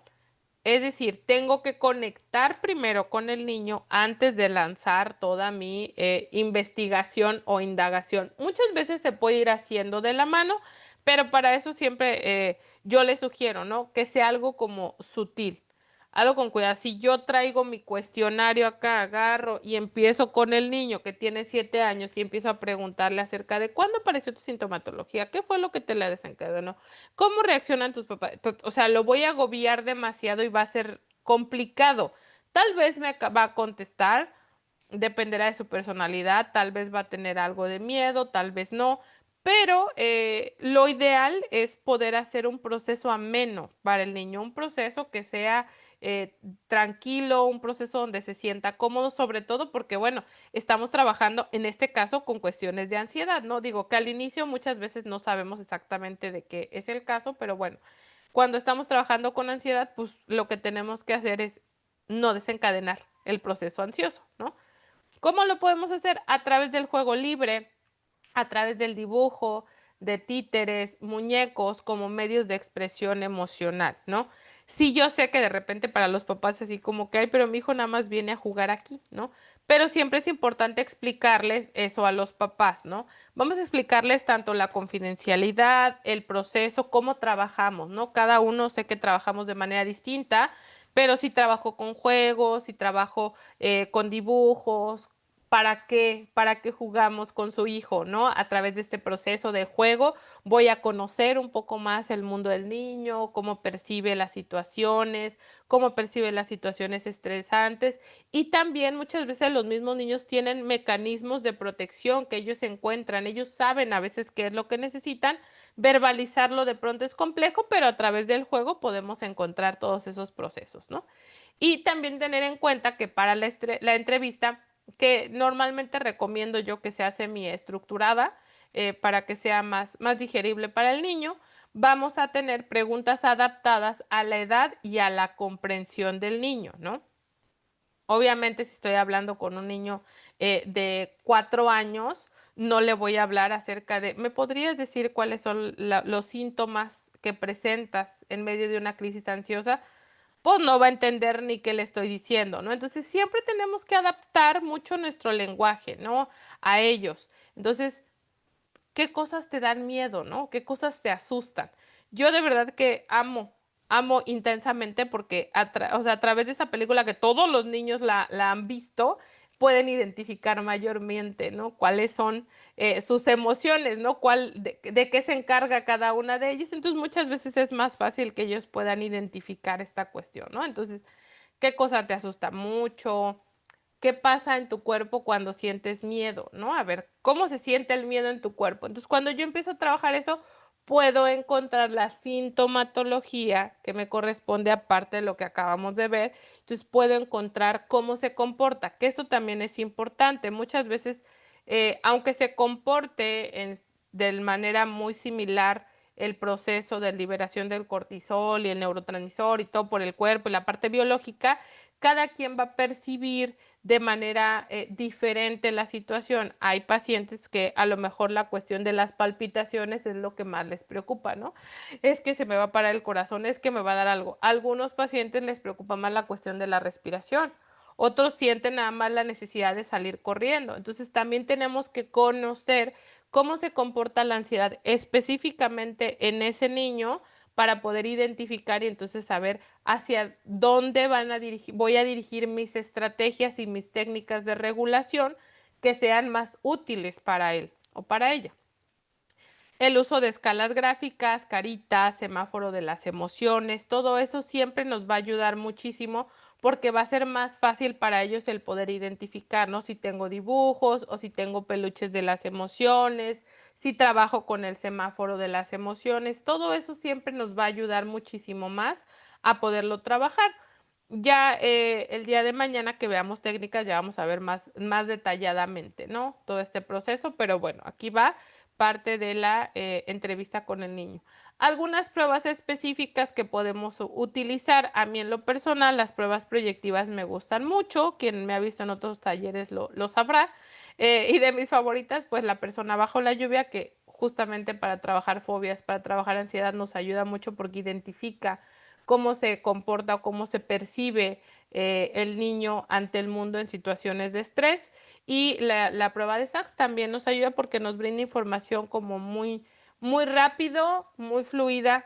Sin embargo, quien le gusta más el trabajar con las escalas específicas muy detalladas, el CEMARS 3 es la escala de ansiedad manifiesta en niños, nos brinda mucha información y dentro de todo el protocolo de FAES está una parte que es para ansiedad y una parte que es para miedos.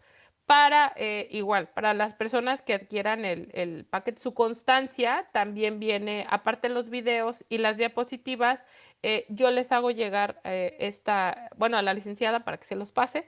Estas pruebas que les estoy mencionando ahí van a ir en el paquete, ¿no? Tanto el CEMARS 3 como las dos de FAES, de ansiedad y miedo, y los manuales de estas dos pruebas proyectivas, ¿no? Bajo la lluvia y el SACS. Pero son algunas pruebas que para mí pueden ser de mucha utilidad, ¿no?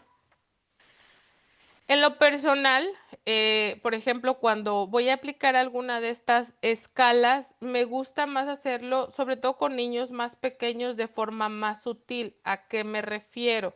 Tengo los parámetros que va a medir a lo mejor la escala de ansiedad. Sé cuáles son las preguntas, pero no lo hago como forma de cuestionario directo, sino que lo voy trabajando con el niño así de, ay, ¿y tú te sientes muy preocupado cuando vas a la escuela? ¿Qué sientes, no? Y entonces ya ahí y ya voy haciendo como la anotación, a diferencia de presenta sintomatología de ansiedad al llegar a la escuela, o sea, de hacerlo más dinámico, ¿no? Para ellos que no se sientan tan observados, tan atacados, porque siempre les doy el mismo ejemplo. O sea, piensen cuando ustedes van al médico, que estás preocupado y esto y el otro, no sabes qué te pasa, y de repente el médico te empieza a hacer preguntas que puede ser la pregunta más tonta, pero no sabes qué contestar. ¿Qué desayunó en la mañana, ayer, no? Y entonces como, estará bien lo que desayuné, qué desayuné, si digo algo y no está bien y si me hace, o sea, y empieza tu cerebro a procesar ansiedad, ¿no? Y estás así como que no sé qué decirle, le digo la verdad o le miento. Entonces, creo que eso pasa también, ¿no? Mientras más amigable sea, mientras más tranquilo sea el proceso de la entrevista, la aplicación de las pruebas, pues va a ser muchísimo mejor para ellos, ¿no? Entonces, bueno. También para hacer la formulación podemos utilizar el modelo ABC, que es de los más sencillos de utilizar, que vamos a ver cuáles son los antecedentes, ¿no? Que sería la A, que activa el miedo o el episodio ansioso, ¿no? Quedarse solo en casa, ir a la escuela, estar cerca de un perro, ver alguna cuestión que desencadena la situación. ¿Cuáles son los antecedentes, ¿no? Que activan esta situación? ¿Cuál es la conducta? ok, ya apareció el miedo, ya apareció la ansiedad, ¿cuál es la conducta que realiza el niño, ¿no? Llora, se aferra, evita la situación, sale corriendo, se tira al piso. ¿Cuál es la conducta? Que normalmente quien nos va a llevar al niño lo que quiere erradicar más que el miedo es la conducta. ¿No? Entonces muchas veces van directo a la conducta, es que se tira, ya no quiero que se tire. Ajá, nosotros sabemos que pues no nada más voy a modificar la conducta, tengo que hacer todo un proceso de sanación, de entendimiento, de que procese la información de una manera distinta para que el comportamiento sea diferente, pero tengo que estudiar la conducta, ¿no? ¿Cuál es esa sintomatología que se presenta y cuál es la consecuencia? ¿Qué ocurre después? Tanto con la mamá como con el propio niño, ¿no? ¿Qué pasa? Ya evitó, ya lloró, ya se aferró, ya gritó, pataleó, ajá, ¿qué pasa? Mamá lo abraza, mamá lo deja solo, mamá lo regaña, lo jalonea, lo encierra. ¿Qué pasa? ¿No? Entonces, una vez que analicemos este proceso, nosotros vamos a entender en cuál es sobre todo en cuál es el que tengo que intervenir, de qué manera, ¿no? Entonces, los antecedentes, obviamente tengo que trabajar en cuál es la activación del miedo para hacer una reestructuración cognitiva acerca de su percepción a esta situación. Tengo que dar alternativas de reacción a su conducta. Ahorita el niño se tira al piso y se le abraza la pierna a la mamá porque es la forma en que él sabe comportarse ante esa situación. ¿Qué tengo que hacer? Vamos a enseñarle una alternativa de conducta. ¿Qué más puede hacer en ciertas situaciones? Y la consecuencia, tenemos que ir en coordinación con la familia, con la mamá, con los cuidadores, para que las consecuencias no refuercen las conductas que queremos eliminar, ¿no? Entonces, ¿qué tengo que hacer? Pues tengo que trabajar también en cómo van a ser las consecuencias de esas situaciones a lo largo del proceso. Entonces, pero este modelo pues nos ayuda mucho para poder identificar cada una de las cuestiones a la hora de la formulación del caso, ¿no? Y también vamos a hacer una formulación funcional.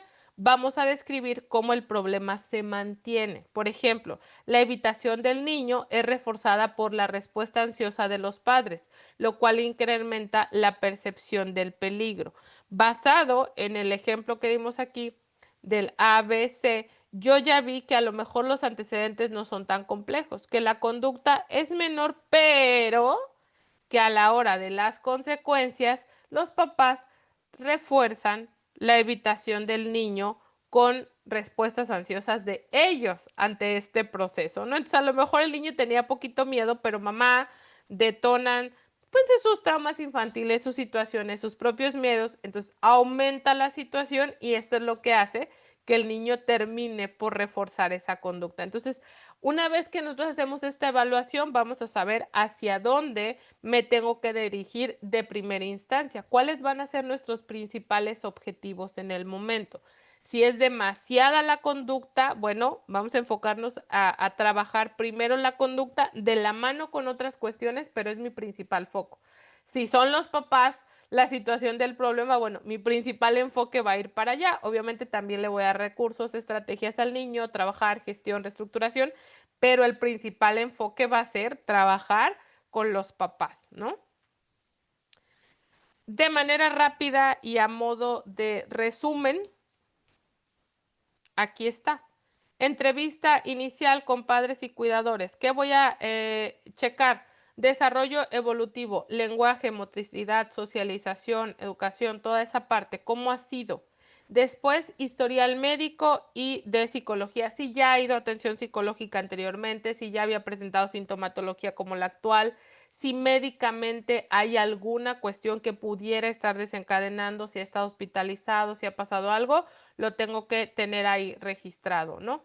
Eventos estresantes o traumáticos recientes o no tan recientes. Pueden ser antecedentes que desencadenaron sintomatología muy leve y conforme el tiempo pasó se volvieron más persistentes y más agudas y entonces por eso a lo mejor no tenían tanta percepción. Pero voy a ver cuáles son los eventos estresantes o traumáticos que ha pasado el niño.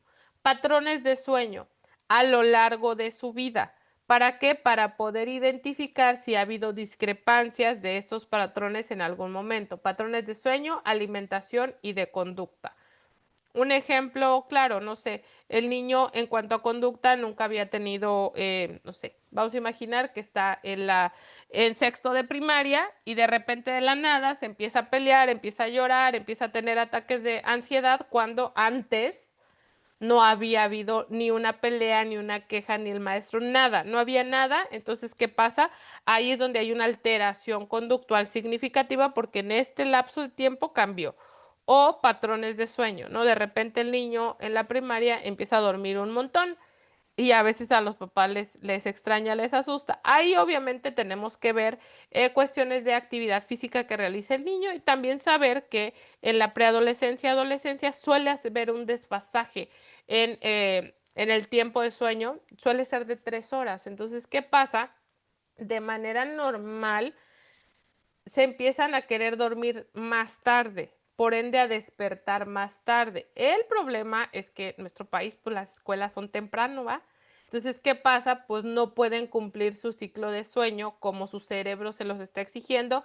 Entonces, normalmente regresan de la escuela y se duermen otra vez. Entonces, es un patrón de sueño alterado, sí, pero es esperable dentro de la edad evolutiva del niño, sobre todo en la adolescencia, ¿no? Pero si hay un cambio muy radical en el sueño o en la alimentación o la conducta, pues ahí es donde tenemos que poner más atención. Expectativas de los padres respecto a la evaluación. Esto es bien importante, saber qué buscan los papás y qué esperan de nosotros en este proceso.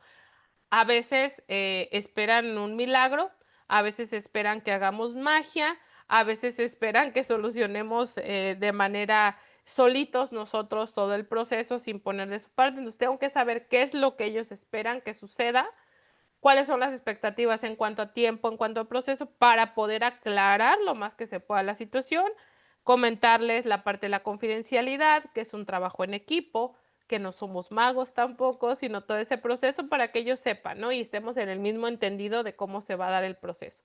Después viene la entrevista con el niño. Técnicas sugeridas para esta entrevista: juego de diagnóstico, dibujo libre, podría ser, como por ejemplo, dibuja tus miedos. Ahí en mis redes sociales también, por ahí les compartí algo de libros. Siempre me gusta subirles libros y cositas así que les puedan servir.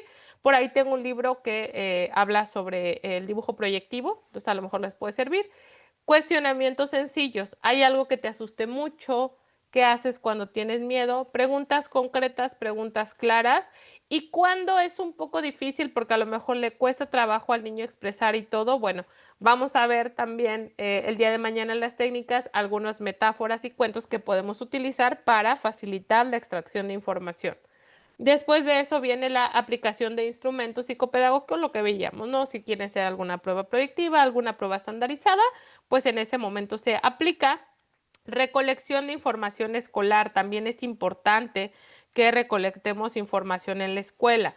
Puede ser en un cuestionario para el docente, tal cual, puede ser una entrevista breve con los maestros, ya sea por teléfono, o en caso de que se pueda, una observación en el aula, ¿no? A mí en lo personal sí me gusta, pues el lugar donde vivo no es tan grande, ¿verdad? Es Ensenada y normalmente pues sí se permite, ¿no? Yo sé que alguien que vive en Ciudad de México a lo mejor sería un poco más complicado, ¿no? En ciertos lugares. En algunas escuelas la verdad es que sí me han dicho así como que no se puede y en otras escuelas sí y la verdad es que sí se avanza más rápido cuando hay todas estas perspectivas, ¿no? Entonces, bueno, análisis de la dinámica familiar y del entorno, ¿no? Lo que decíamos, el estilo de crianza, cómo es la comunicación familiar, si hay presencia de sobreprotección, inseguridad, si hay violencia, también es importante hacer la detección, si hay cambios recientes como el divorcio, mudanzas, pérdidas, toda esa información es importante que nosotros la recabemos, ¿va? ¿Qué más? A ver, nada más déjenme pasar sus caritas para acá, que aquí los veo, y entonces vaya para acá. Integración diagnóstica, ¿no? Después de que ya tengamos toda esta información, ahora sí viene la parte de la integración diagnóstica, en el diagnóstico diferencial, ¿no? Ahí ya va al DSM-5, ¿no? Vamos a ver el diagnóstico diferencial, si es ansiedad, es un trastorno de desarrollo, tiene ambos, ¿qué presenta? ¿A dónde nos encaja más, ¿no? El nivel de severidad y repercusión en la vida diaria. ¿Qué tan severo es esta situación y cuánto está afectando en su vida cotidiana? Factores de protección con los que cuento y cuáles son los factores de riesgo. Muchas veces los mismos cuidadores pueden ser los factores de riesgo, ¿no? Entonces ahí para checar esa parte. Espérenme que creo que les dejé compartir, ¿va?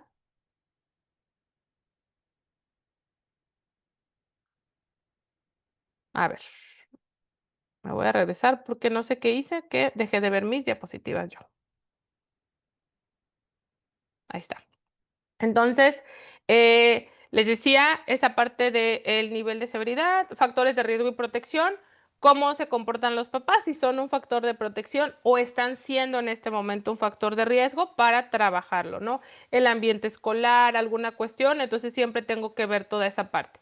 Y después, la hipótesis diagnóstica y perfil psicopedagógico del niño, ¿no? Entonces, basado en todo esto, voy a hacer, y fíjense aquí que todavía es una hipótesis diagnóstica, porque todavía falta ver el proceso un poquito más adelante de evolución y todo esto para ver hacia dónde va, ¿no? Y ahí después de eso, devolución a padres y puede ser la elaboración de un informe, ¿no? El motivo de evaluación, el informe podría contener motivo de evaluación, técnicas e instrumentos utilizados, resultados, conclusiones y recomendaciones específicas, ¿no? Para casa, para la escuela, el seguimiento psicológico. Les puse esto porque es algo que me preguntan mucho en los cursos, ¿no? Así como que, ay, cuando voy a hacer algún informe que tengo que poner, que tiene que llevar, ¿no? Entonces, por eso, pero ojo aquí, este informe ya va después de todo un proceso de evaluación. Ya apliqué mis pruebas, ya trabajé con el niño, ya recabé toda la información que tengo, ya hice mi diagnóstico, ya estoy 100% seguro que es esta cuestión y ¿para qué voy a hacer este informe? Muchas veces la escuela lo piden, muchas veces los papás lo piden.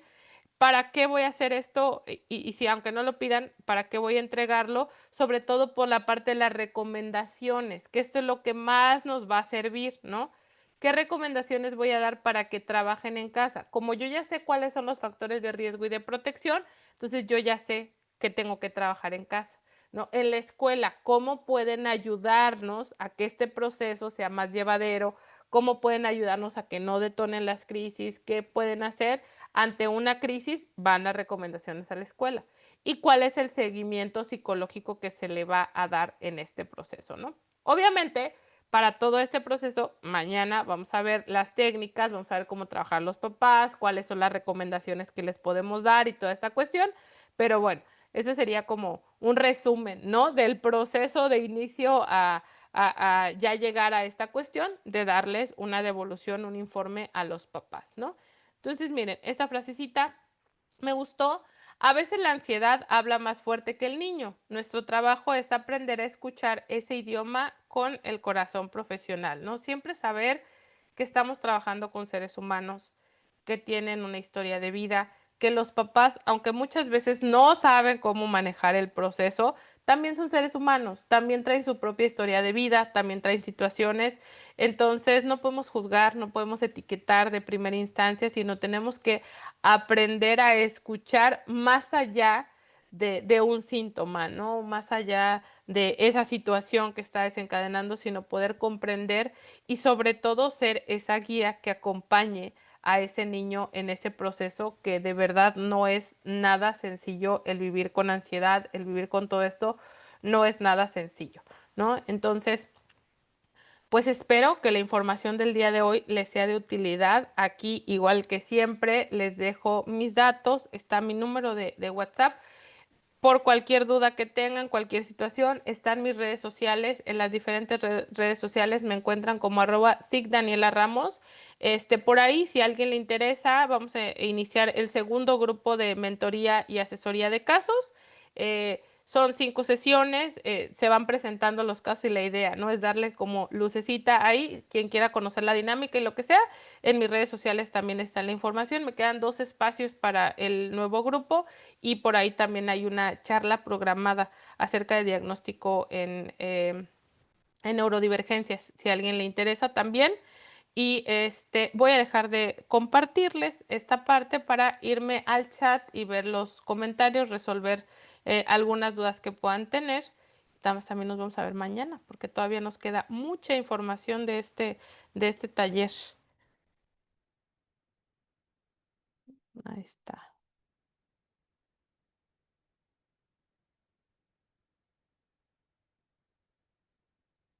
Desde Paraguay, México.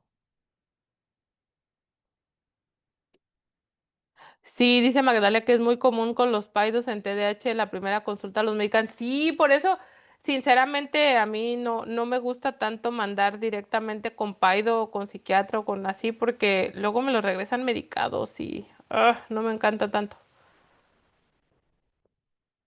Ahí ya, para quien comentó que le interesa, ahí están mis redes sociales, me encuentran como @sicdaniela Ramos o igual me pueden mandar un mensajito vía WhatsApp y ahí está. Miren, ahí les compartieron el DSM-5. Normalmente yo no subo aquí en el chat porque me cuesta más trabajo, pero igual quien no lo pueda descargar aquí, lo que sea, ahí en mis redes sociales también está, ¿no?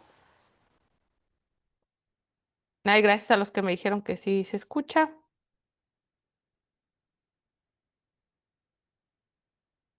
Ok, la situación de la niña con la paloma. A ver, estoy leyendo el comentario. Ujú.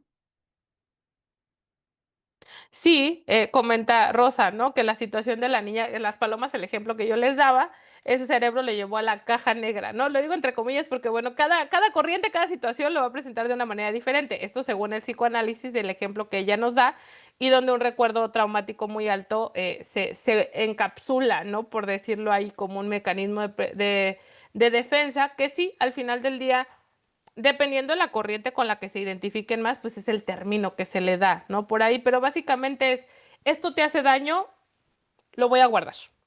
No lo quiero aquí reciente para que no te estés recordando. Sin embargo, pues hay una huella que queda por ahí. Entonces, el cerebro tiene la tendencia a generalizar situaciones, sobre todo después de un evento traumático, ¿no? Entonces, ¿qué pasa? No entiendo el por qué, pero siento miedo ante este estímulo, ¿no? Entonces, gran parte del proceso para trabajar fobias es irnos directamente a la raíz de esa situación. ¿Qué es lo que está detonando esta cuestión para de ahí poder trabajarlo y entonces sanar desde la raíz la situación?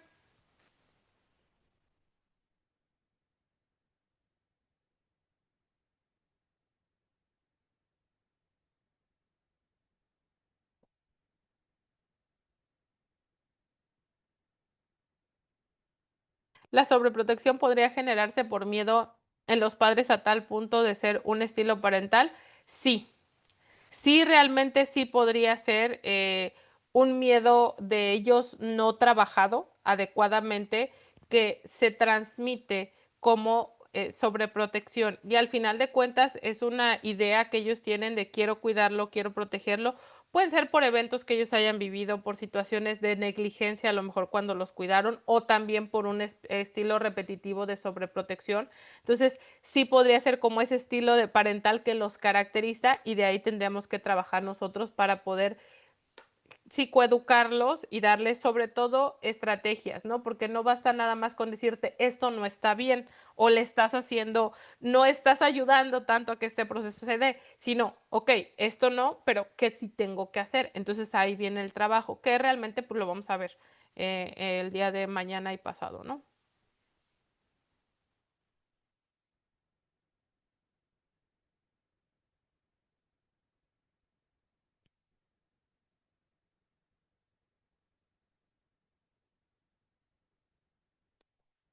Ok, estoy leyendo los comentarios para ver si hay otras,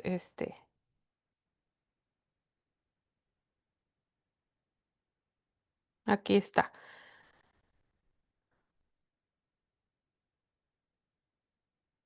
A ver, ¿qué tan conveniente es que los padres lleven a la primer consulta por el hecho de que las etiquetas? Ok, para mí, desde mi percepción, la primera sesión es únicamente con adultos, con cuidadores, con padres, con tutores, con la persona que sea representativa, únicamente con ellos. De repente, a mí me pasa mucho que cuando les digo esto a los papás de, la primera sesión sería únicamente con usted o únicamente con ustedes, ¿no? Con los papás es como, ¿por qué? sino la terapia es para el niño, ¿no? Así como que te hacen la aclaración. Entonces yo les explico que vamos a tocar temas delicados, que les voy a hacer muchas preguntas que a lo mejor pueden ser un poco incómodas para el niño escuchar. Le digo, a ver, imagínese que a usted lo llevan a un lugar donde van a hablar de usted y van a decir todo lo que está mal, lo que no hace bien, las crisis, esto, lo otro. ¿Se sentiría cómodo? No, pues no. Entonces, es lo mismo, para poder trabajarlo sin que el niño se sienta expuesto a todo lo que vamos a platicar, porque es en torno a información de él, por eso es mejor, ¿no? A veces sí, son bien necios, me toca que de repente lo llevan, aunque ya se les dijo que no, y llegan. Lo que hago ahí es que me salto un poco de la información, recabo la información.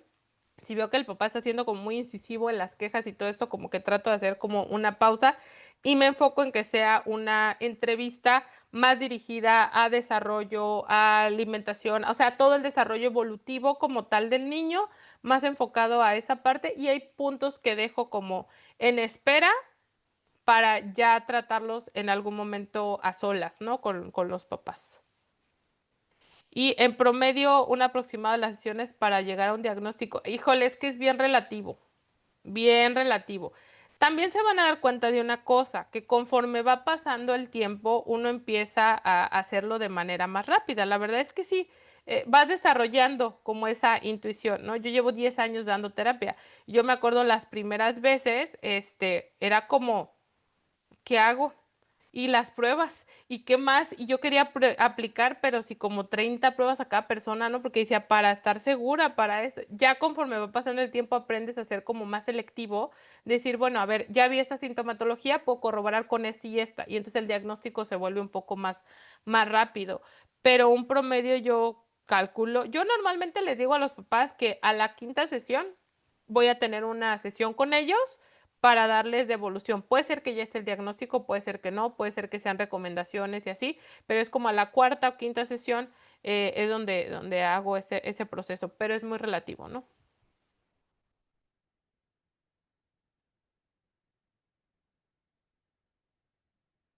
A ver, Dani en otro curso habló sobre una canción, sobre la ansiedad o algo parecido. Podría decir nuevamente el título. Francisco, déjame checar, porque luego les digo que siempre me pasa, soy mala para los nombres y mala para las fechas. Y algo que me pasa mucho es que de repente cuando estoy dándoles un curso se me viene a la mente en ese momento algún recurso, alguna canción, algo, y luego ya no me acuerdo. Pero déjame checar cuál era.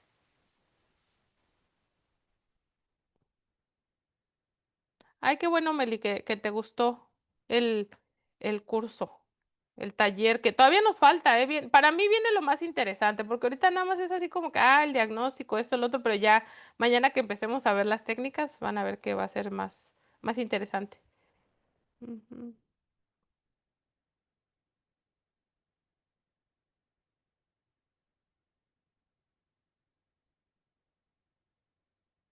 A ver, tengo niño con TDAH, 11 años. El niño ha estado en terapia psicológica, orientación escolar, presenta síntomas de ansiedad en la evaluación y ahora desde hace un tiempo tiene un diálogo interno muy negativo e ideación suicida. ¿Es conveniente remitirlo a psiquiatría? Híjole, no te podría decir porque tendríamos que ver mucho más allá todos los antecedentes.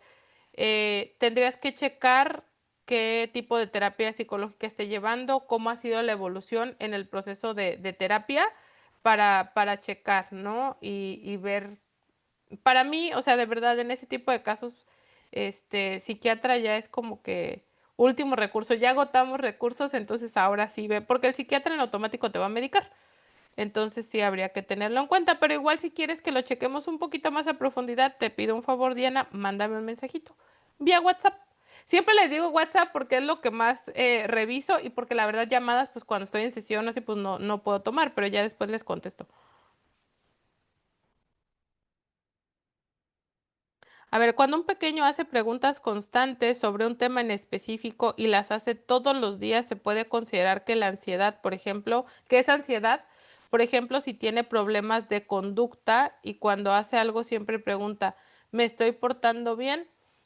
Para poder determinar si es un proceso ansioso, vamos a ver todo lo que vimos el día de hoy qué tan persistente es, si está afectando su vida cotidiana, cuál es la razón por la que está surgiendo esto. Probablemente no sea como tal una ansiedad patológica, pero sí puede estar desencadenando un pequeño proceso de ansiedad debido a lo mejor a etiquetas o juzgas, ¿no? A lo mejor sus papás siempre le dicen, tienes que portarte bien, ¿no? Y a lo mejor eso es algo muy común, fíjense, ahorita que lo dicen, es algo muy común, esa frase de pórtate bien, ¿no? La cuestión es, ¿realmente ya saben qué implicaciones tiene el portarse bien o qué significa para mi mamá portarse bien? A lo mejor para el niño es un significado diferente. Entonces, probablemente este niño ha recibido mucho esa cuestión de pórtate bien y él todavía no entiende a cabalidad lo que significa portarse bien. Por eso pregunta si se está portando bien.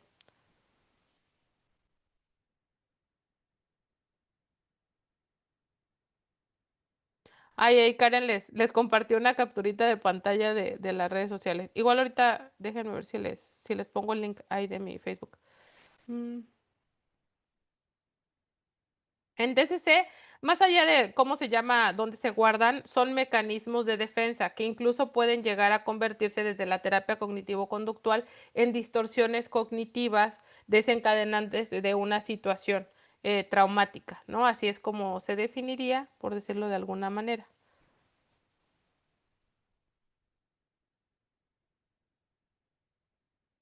A ver, una niña teme a tener crisis de epilepsia, de pronto ha comenzado a generar muchos miedos a los elevadores al salir, etcétera. ¿Es algo fóbico y a la vez generalizado?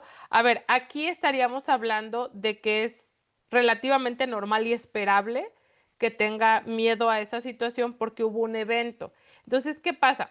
Cuando hay un evento, una situación muy estresante en una persona, hay dos opciones, o se gestiona de forma adecuada, se trabaja para que no se interiorice como un trauma o se guarda como un trauma, que puede generar ansiedad, que puede generar fobia, que puede generar. Entonces, si es algo reciente, con el tratamiento adecuado, el proceso de acompañamiento, podemos evitar a que llegue a convertirse en una fobia. ¿De qué depende para saber si ya es una fobia o no? De lo que decíamos, la intensidad, el tiempo en que ha aparecido, o sea, todas esas cuestiones es lo que nos va a ayudar.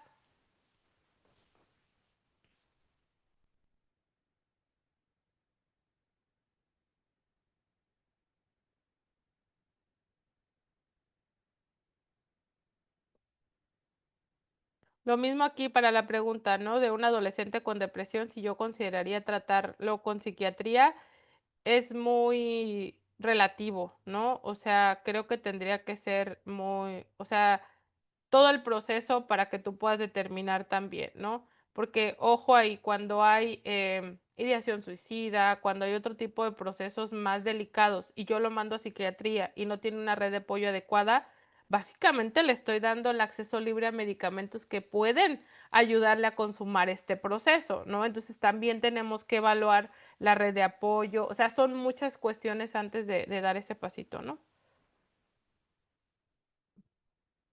Ujú.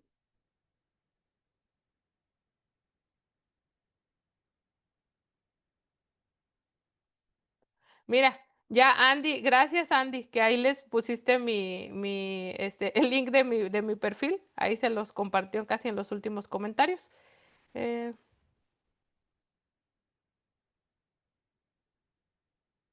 ok.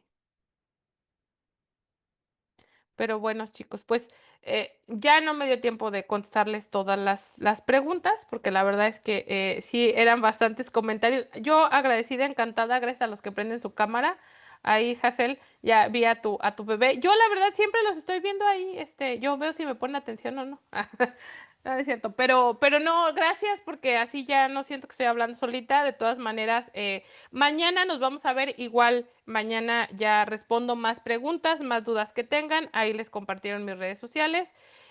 Para cuestiones administrativas y todo eso, con la licenciada Ceci, con los administradores del grupo, como les dijo, siempre es importante que chequen directamente que sean los administradores del grupo. Y pues, Lick, no sé si quiera comentarnos algo más. Gracias, Mesa. Nada más recordarles para quienes no pudieron ver la clase de manera completa, a las 9 de la noche va a ser la retransmisión. En un momento más les comparto el enlace para que se puedan conectar y mañana nos estamos viendo para la segunda clase. Quedan aún 2 sesiones más. El día miércoles estamos finalizando. A las 12 de la tarde nos estaremos conectando. para la segunda sesión.